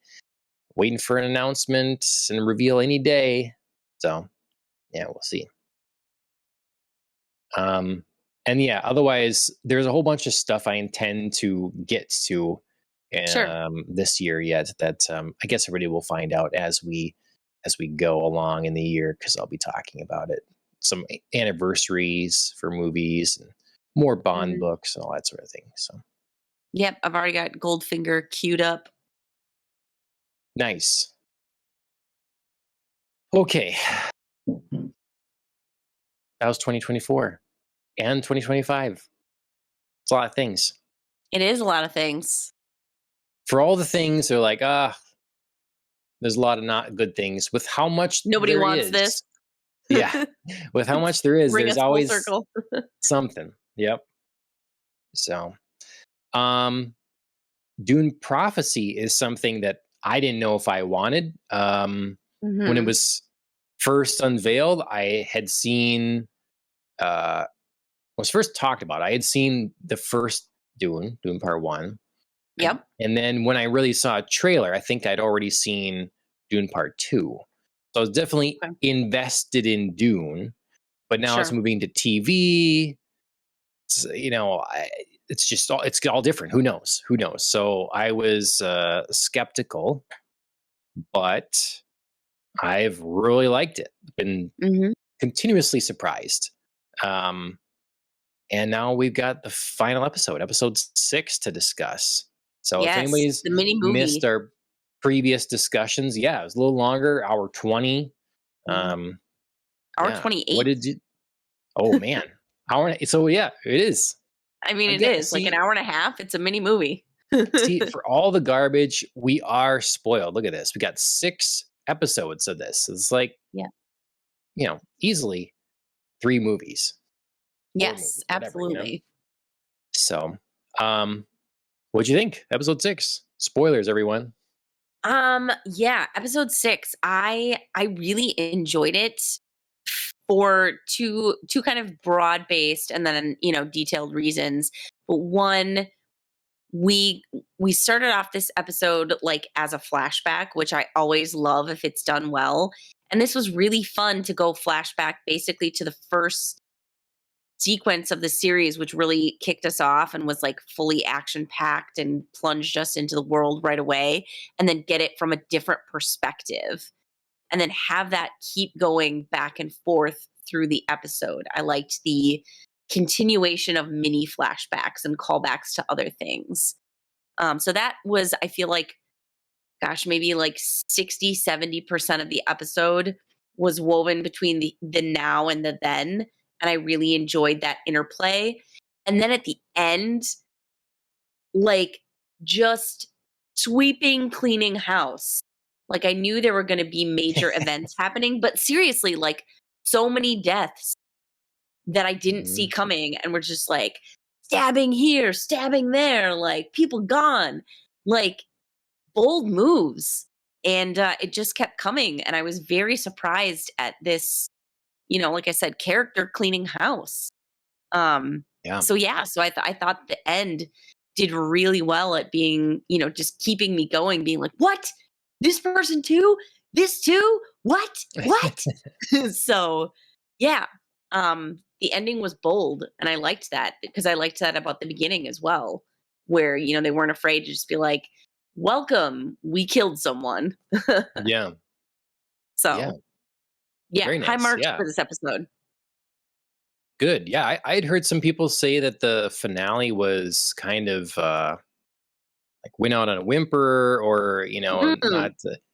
Yeah. And I'm like, what were you expecting? Like, you're expecting ships in battle? I don't yeah. know what to. It's not Game of That's not Thrones. this show. Yeah, and that's not Yeah. this show. Like this show, the warfare is waged much more like in the shadows.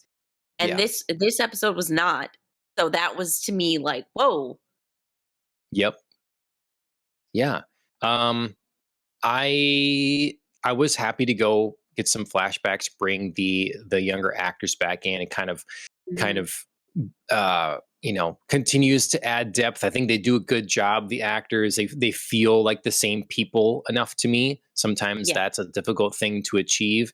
We really super got true. that with Valia in Mhm. the when she is dealing with the virus, and she's in her mind, it's like this big storm just blowing at her and stuff, and it's like kind of interplaying between her and her younger self. And Yeah. I want to use that to bring up to the visuals. I thought the visuals were really clean, especially in this episode. The kind Mhm. of the subtleness of making it like a dreamlike thing, where there's like pieces of her clothes sort of like deteriorating. It's kind of like the black mistiness, like when the virus is taking over in the jars or something, it's Yeah. that kind of look. And it was all just believable, like Hmm. broad daylight, nice shots of ships coming into like port or whatever, into the Hmm. harbor, looked really nice. Hmm. So some of the worries, of moving to TV, I really don't I think the cinematography is holding its own, and the Yeah. effects are holding its own. um I appreciate that, so it can feel enough like it's in the same world as the high production movies that we got. So Hmm. I agree. I agree. I think they saved, a lot of this Dune takes place in interiors, a lot of buildings, obviously inside, the sisterhood's compound, the emperors on Seleucia Secundus. Um, but I think they saved exterior shots like this one, as mhm. the series ends with us coming to Arrakis, um, which felt natural for me, but also I had a little bit of mixed feelings about. But I'll save I that for. thought of you when we went there. Yeah. Yeah, I have a little bit of mixed feelings about going to Arrakis. I feel like it's natural for where the storyline is right now, but I do hope this won't be some like very long drawn out, because then I think you do run risks of being similar to the movies, which are all in Arrakis basically. So Um, but just to finish my thoughts super quick, sorry. I no. think this exterior, and the first time we pull up to Seleucia, I wrote about that cinematography on that planet as well. They saved big budgets and used that very wisely, I think, there to make that feel full and rich and lush, and very believable to like exterior world build. And then all of the interior stuff is so much more manageable. Yep. So Practical. anyway, Yep. Hmm. Yeah. I mean, Arrakis. um, well, and on that point too, with saving budget, like the ship showing Yeah. them move, they finally showed the ship having allowing space travel for these other for the Yes. smaller ships. Yes. So cool with it coming through Yes. like bending space time. It's like, yes, this feels like it could be in the movie. It looked Yes. grand and awesome. Yes. So Completely agree. um yes, Arrakis. I do think though that in something I didn't think about watching the movies, but I thought about reading the books to kind of make more sense, is that there's a lot of Arrakis we don't see in the movies. In the movies, often we're dealing with the deep desert and or thereabouts on the edge of. We're dealing with siege of the Fremen or something like that. But there are towns and cities and stuff on Arrakis that different people are in and stuff. And we don't really see that. Like we kind of see where the Atreides stay, and then we see like exterior where the ships are and they keep spice and stuff, Spice but we don't see harvesting. like shops and clubs and grocery stores Yeah. and like where people go and live, and we just don't experience really any of that. So if we move forward and the Arrakis we picture is the inner workings and machinations of different cities, I think we'll feel completely different. We won't have to worry about like big shots of the sweeping dunes all the time. So, Yeah. I do think that there is enough happening off Arrakis as well that will be compelling enough to spend a significant portion of time on.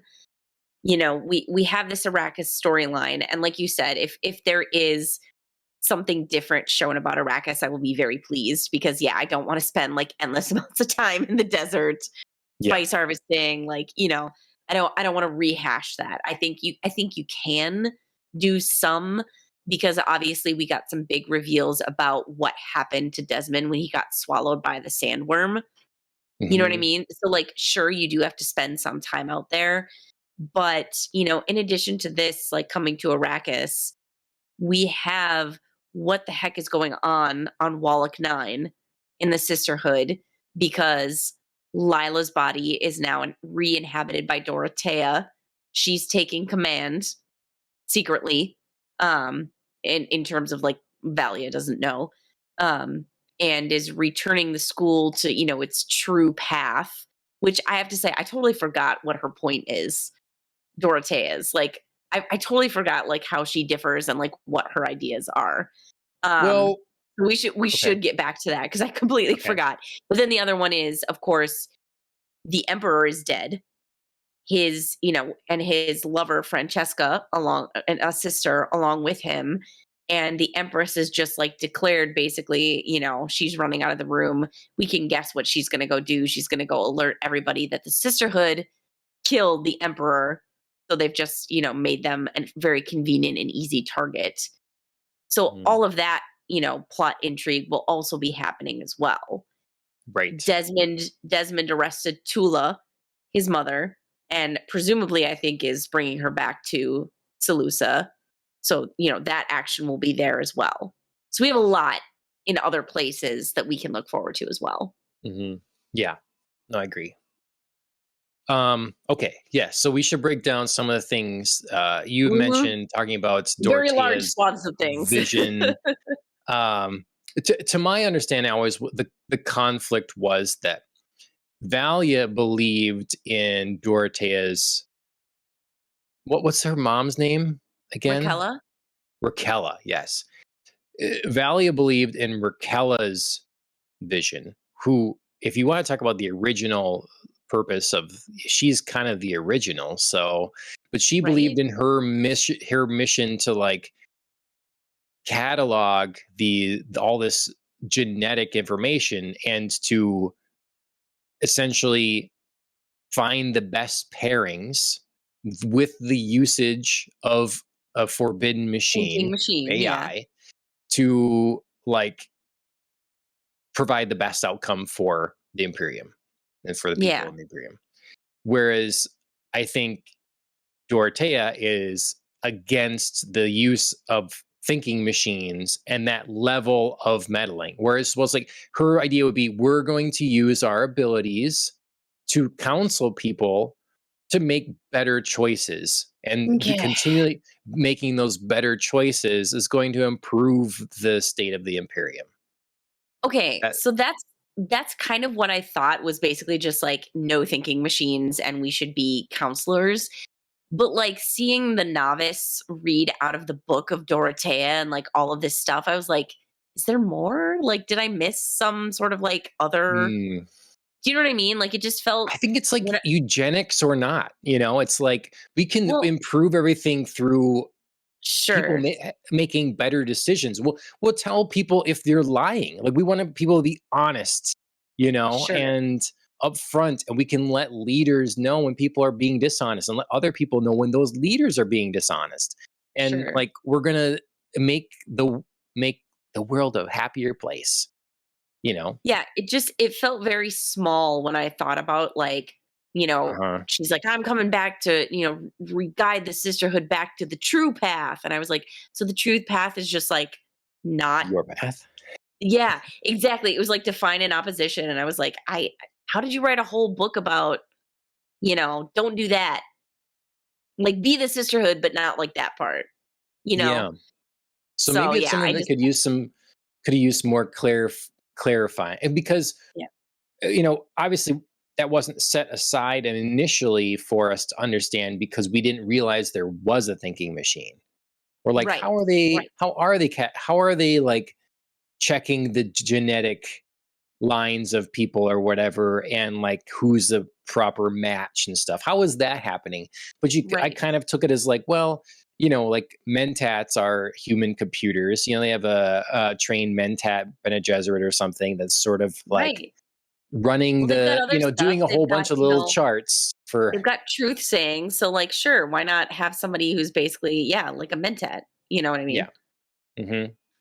So Alan says multi-classing. Yeah, you're mentat and a Bene Gesserit. Yes, absolutely. Oh man, Dune RPG. Let's go. Dune There we D and go. D. There we go. I do it. Tempting. Um, yeah.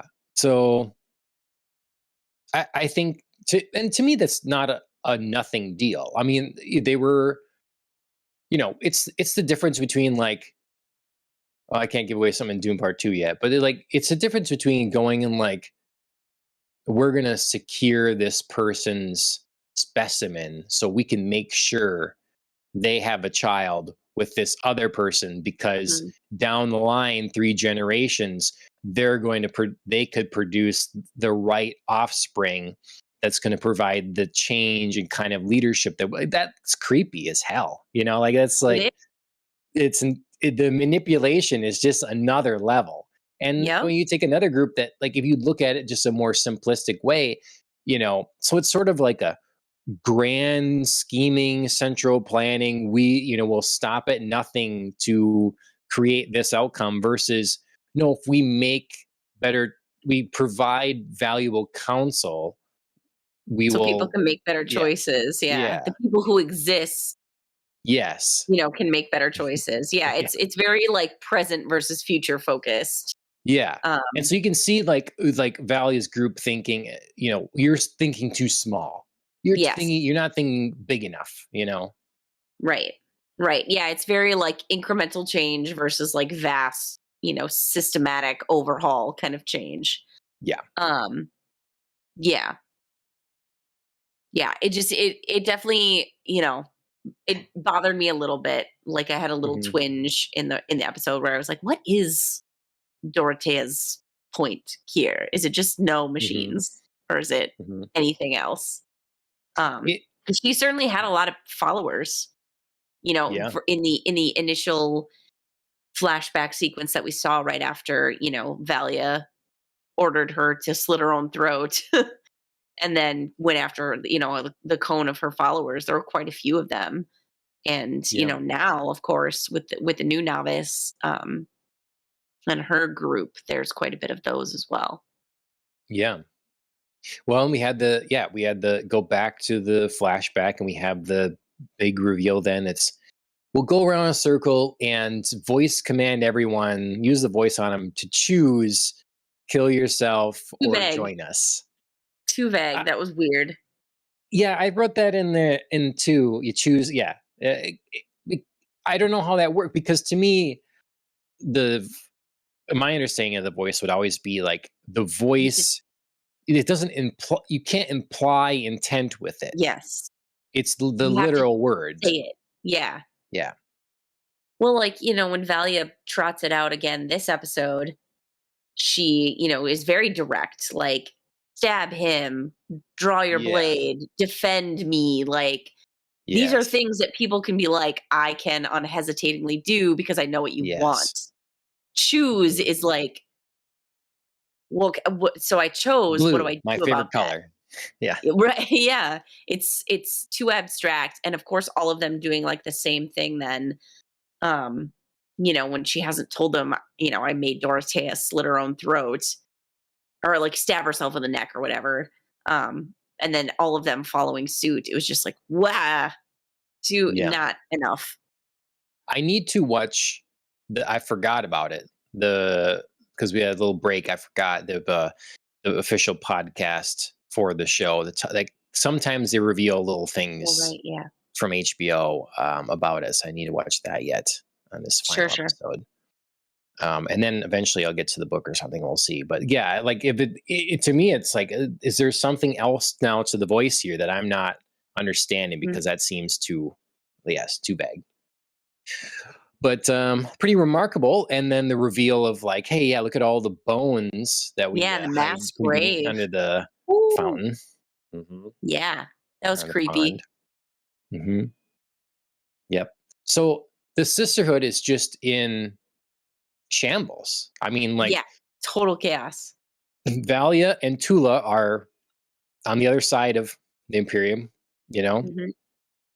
Valia is still like walking around like she, owns the place, but she, like as you said, the Empress now is going to say that, look, a sister killed the Emperor, Yeah. and Another and Valia now, ally is gone. yep. And meanwhile, on their home world there, it's new leadership, shocking revelation of who you have been following, Yeah. and I don't know, like so it's going to be very interesting to find how this settles, like Mhm. how this power struggle comes to a head, you Mhm. know, because I really have no idea who ends up winning in this case, and Sure. so yeah, Yeah, it'll be interesting because Lila here, as you see her on our screens, it's not settled that like Dorothea is going to be in her body. You know what I mean? She's like obviously had other people forever. like right, like Mother Yeah. Raquella did break through for quite a Yep. while. So, maybe a return there, maybe we still aren't quite positive what happened to Lila herself. Maybe Yep. somebody else is going to come in, who knows. So that could be an interesting point for next season. Yep. Um there's also the other novice who I forget her name, who didn't have all the dreams, who's Lila's friend. Kind of let her go accidentally. Yes, let her, well, I Yeah. mean, dum dum, you can't just let Yeah. We'll somebody's loosen the wrist straps a little restraints. bit. Yeah. Classic mistake. But anyway, Yeah. so she is not down with Dorothea's like taking over her friend's body, and I don't feel like she's Right. into her like being mother superior, but I think she's just interested in Lila coming back. I don't really think like if Lila came back, but all the dust, still shook out the same way, she would be interested in a sisterhood with Valia as mother superior again. Do you know what I'm saying? Yeah. Like Yes. she's not just like, cool, forget the whole thing, Lila's back. She'd just be like, I'm interested in getting Lila back, and then I think I'm out. Alan says So sister Jen. Jen sounds Sister right. Jen, thank you. Appreciate that. Yes. So the thing with Jen is she's just too much of a free thinker to be there.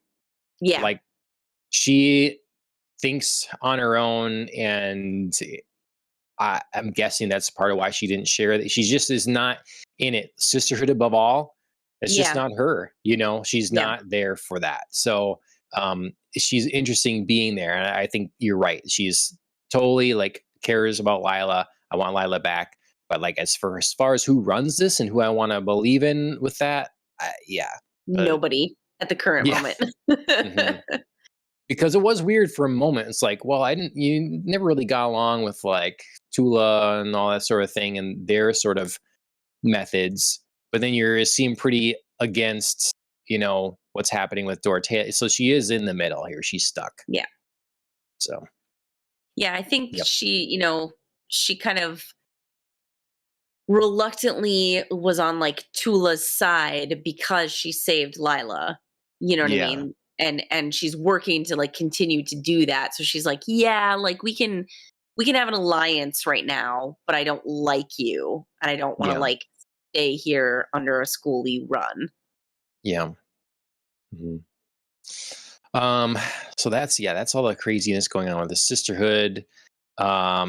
We have, yes, Tula going to, because we find out that was a big reveal in the last episode Yeah. that Desmond is the son of an Atreides and a Harkonnen, Mhm. and here we are with Tula.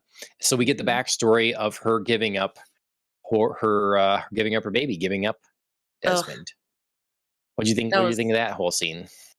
that was gut wrenching. Again, as a parent, like thinking about, what would you do for your kid? And I totally got why she did it because, she could already see Valia scheming. She was like thinking about like this thinking machine who was like, this is all like the things that, could happen. And Valia was obviously going to use that. And she was like, "No, I want you to live your own life. Like, I don't want you to just be pushed around. Like, kind of she's been pushed around by Valia and all of her plans. She's like, eventually I submitted to it and, I am the same as my sister, but, I want you to make your own choices and live how you want to live." You know, but as it's true today, a lot of people live with their own self-imposed shackles, Mhm. and Tula is in the same freaking boat. You are enslaving yourself. You can't blame your sister forever. She could have this baby and say, peace out, Yeah. gone, goodbye. I have something else to live for now. We will make Mhm. it somewhere else in the universe. Like, it will be okay. We don't have Mhm. to, but people just, it's like we're locked in the family history and like we have to avenge this, and then we have The like, family no, loyalty, yeah. you don't have to do any of this shit. Well, So yes, but also, like, she acknowledges in this episode, she's like, "I am the same as my sister. Like, I've been saying it's her, but, like, I like it too." yeah, well, That was a then it's big on moment for me her to to give be up. when yeah. Yes.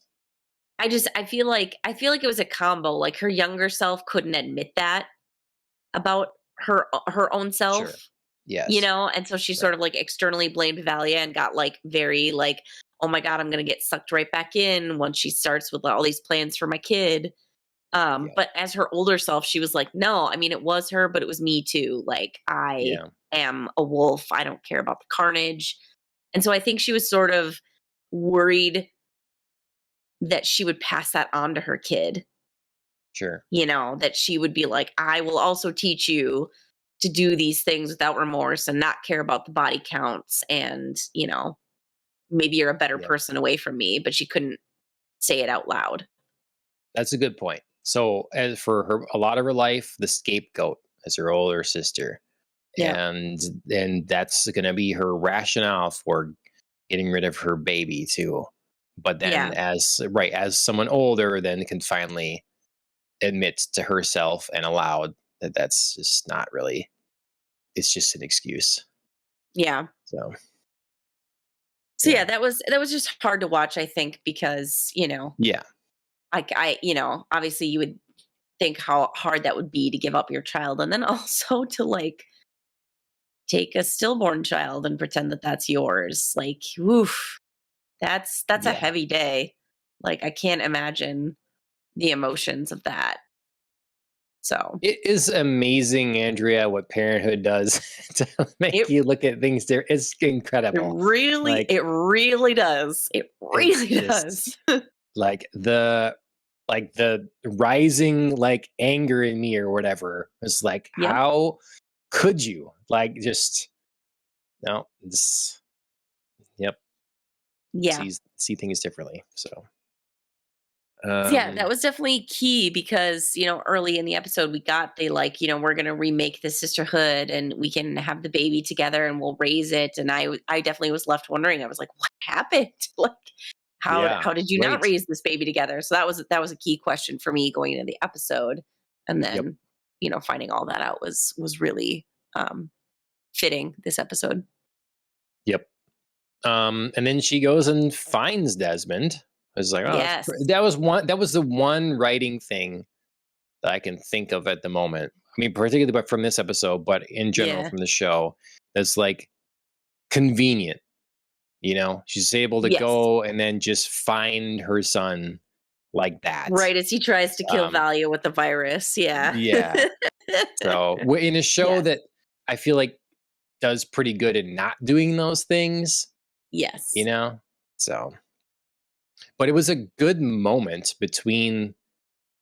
I mean, so it's obviously a cool confrontation between Valia and Desmond. We get that sort of thing. We have Tula helping Valia through it because she saw now how her fellow sister Mentat died, Mhm. trying to like rid, Fight you it. know, yeah, trying to what's the word? Transmute the Yes. virus, Mhm.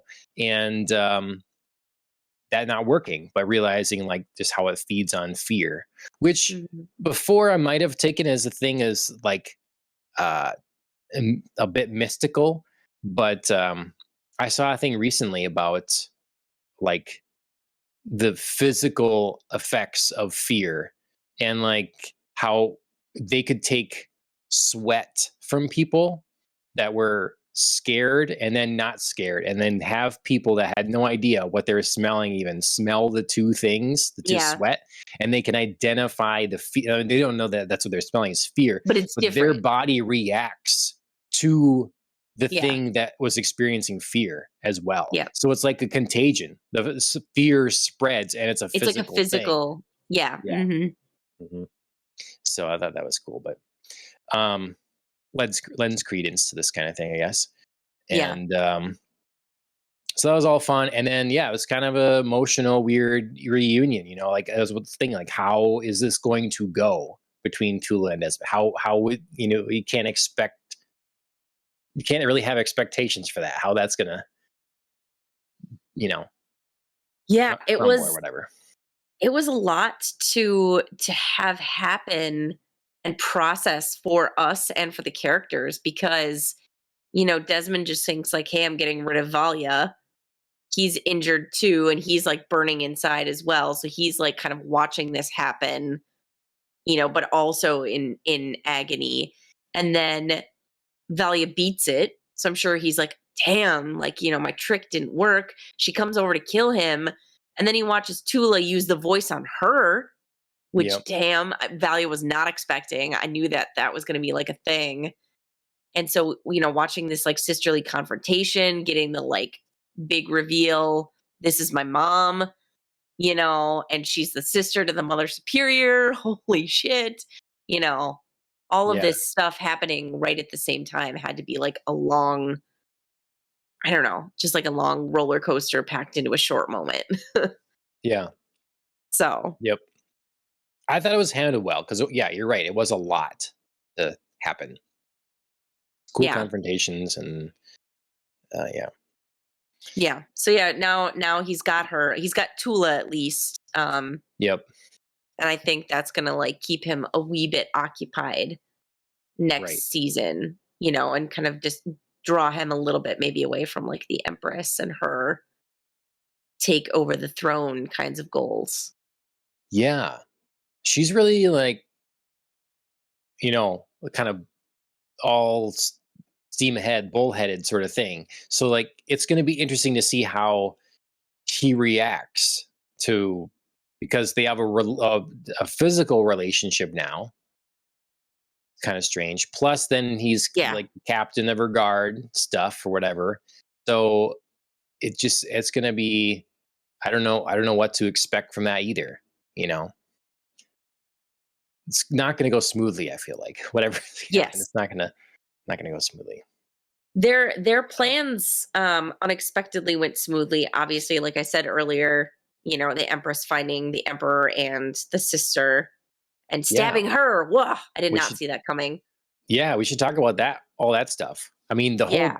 takedown of the emperor, like the whole like, okay, the emperor is done. We gotta, so we're gonna come out and tell him you've been manipulated this whole time. You're weak. Oof. Your time is up. All this sort of She was thing. so harsh. I mean, I knew she was trying to get arrested, but I was like, oh my God, just beating the man like, Yeah, with a sack of potatoes until he's dead. Like, it was so much. it's been an interesting role for Mark Strong because he Mhm. often plays, very Stronger. strong characters, and so it's someone that you kind of go in with that expectation, and it takes a while to be like, no, he's just like he has to have advice for everything. He really doesn't have the backbone. He doesn't have the wherewithal to set the plan in motion Mhm. at all for whatever his goal is, and to know No. that goal and define it. And so it's always wishy-washy, and yeah, he's rife for manipulation, and then he gets Yeah. manipulated left and right. Yeah, it was very poignant and true, kind of his parting line talking about realizing he's never had a single moment of freedom in his life. And it's like, you haven't, dude. Everybody in your life pushed you this way and that. And you just kind of went along with what you wanted. And so it wasn't always what everybody wanted, but it was what somebody else wanted. You know what I Yeah, mean? Like yeah, there were different puppet masters at different times, but there was always someone. yep, Um, And yeah, his only act of freedom is killing himself, Yeah. which I didn't see coming. I thought, Francesca was going to do it. I thought she was maybe laying down like a fake, something of Mm. poison to like catch him off guard, and then she'd, embrace him with the real one. Oh. And no, that was not the case. He killed himself, and then damn, here comes the Empress coming in and stabbing Francesca with the poison. Like I said, there was a lot of stabbing this episode, and I did not Yeah. see it all coming. Yeah. And we I should didn't talk about expect any of Desmond that. stabbing too. We should talk about Desmond stabbing too, because I didn't see that either. Like, Desmond stabbing? yeah, Sister Theodosia, so they jailbreak. Yeah, winding Oh. back, the Empress, in addition to causing chaos over here with the Haviko and Francesca, arrests her own daughter for trying to Yeah. free Kieran Atreides because, that's not okay because he stoked a rebellion. Debate the merits of how righteous it is later. She locks up her own daughter. Inez is freed through Valia's plan and Sister Theodosia's ability to transform into anybody. So the idea is they leave a fake Inez in the prisons and they jailbreak her. And so that's what I thought was happening. And then suddenly, Desmond gets wind of this plan and he's going in to lock it all down. And one of the supposedly injured guards in the jailbreak rises up and stabs him. And it's Theodosia. Yeah. I didn't see that coming. I didn't see it coming. It was so good. I was just like, oh my God, what is he going to tell him about Mother Superior? Like, he's going to find out where she's going. And then, surprise. Oh, so good. And she's alive because they were like, he was like, take it to the cells. So I'm assuming Theodosia makes it for at least a little while. Yep. Yeah, we talked about that before. It's like, oh, when this, that was the biggest problem with the series was the weak attempt to like have Theodosia expose her abilities for us. Yeah. Earlier on in a few episodes back, we're both like, I'm not sure that makes sense. Like she's going to go through this pain and suffering for closure for Valia because that's an expression of her loyalty now. Weird. I don't know. But we knew, of course, it was a mechanism to set up the proper use. When is it actually going to matter and be used? Right. And it was sufficiently surprising, I think. So. Yeah, that I would say is one of the series' only true like stumbling blocks was early Theodosia. Like the first couple was great. Like, she came with Valia to the planet to befriend the princess. She's like, we need to get her to our school. I bought all of that. And then suddenly it was revealed she has a power. She doesn't want to use it. And Valia's like, maybe you have to, but I don't want to. And then suddenly like she was like resisting Valia, but then she used her power to this like middle portion where she really wasn't with Valia and she was questioning a bunch of her choices. And then suddenly she did it, like we said, for Valia's personal closure. And then she like switched to like anything for the sisterhood. Like, I'm in, I'll use my powers anytime. That was weird. That was mishandled. I don't know if it was like a bad edit, bad writing. They just didn't have enough time to like make a logical leap to do it. But the ending now works because, that was a very surprising use of her power. I wonder if they were in the writing room for a while, like all around the table. So how can we set this up? How can we have, where can we here? show her power? Yeah. And, be okay using it. Like, I don't know. It would make sense from a Valia standpoint to threaten somehow or something like that, make it. But, I don't know. Alan, what do you, did you, I think Alan shared maybe the wrong thing at first. I didn't know. It's like, are we switching up gifts to let us know that we're, going on 2 hours or whatever it is? It's another judge. It's the judge from The Good Place. Yeah, Ellen. I love it. Let's see. But yes, we Um, should bring it to a close. yeah. So we covered a lot, I think. It, we left in a place where we got answers to a number of things. We saw Mhm. how, we see the virus and how it can be defeated, that feeds on fear, that, the pond was full of bones. They were made to choose between Valia's leadership or get out of here. We see who Desmond's origins, who his mom is. Mhm. We're set up now with like the Empress is left. She has her commander yet slash lover. Valia is off trying to find who this other party is, this other interested Yes. party that's trying to That take was down the crazy. Sisterhood. That's like really set Desmond on his path here to begin with, it seems. Yeah. So I feel a good combination of things that we learned that were shocking and important, and then new questions and paths forward to explore. Mhm. So we're properly set up. Yeah, I think that central mystery for the next season was really interesting to me to see what finally happened, to go through the entirety of how did Desmond survive this like sandworm. Oh my god, there's a thinking machine on the other side. Those are the eyes, and there's like a hooded cloaked figure implanting this machine-based virus in him. Who is that? What is who has a thinking machine? How are we going to find them? That was, Hmm. and what is the goal? What was the goal with doing that? Yep. Um yeah, I loved that. That was such like a great like whoa. Yep. Um so yeah, excited to see that next season.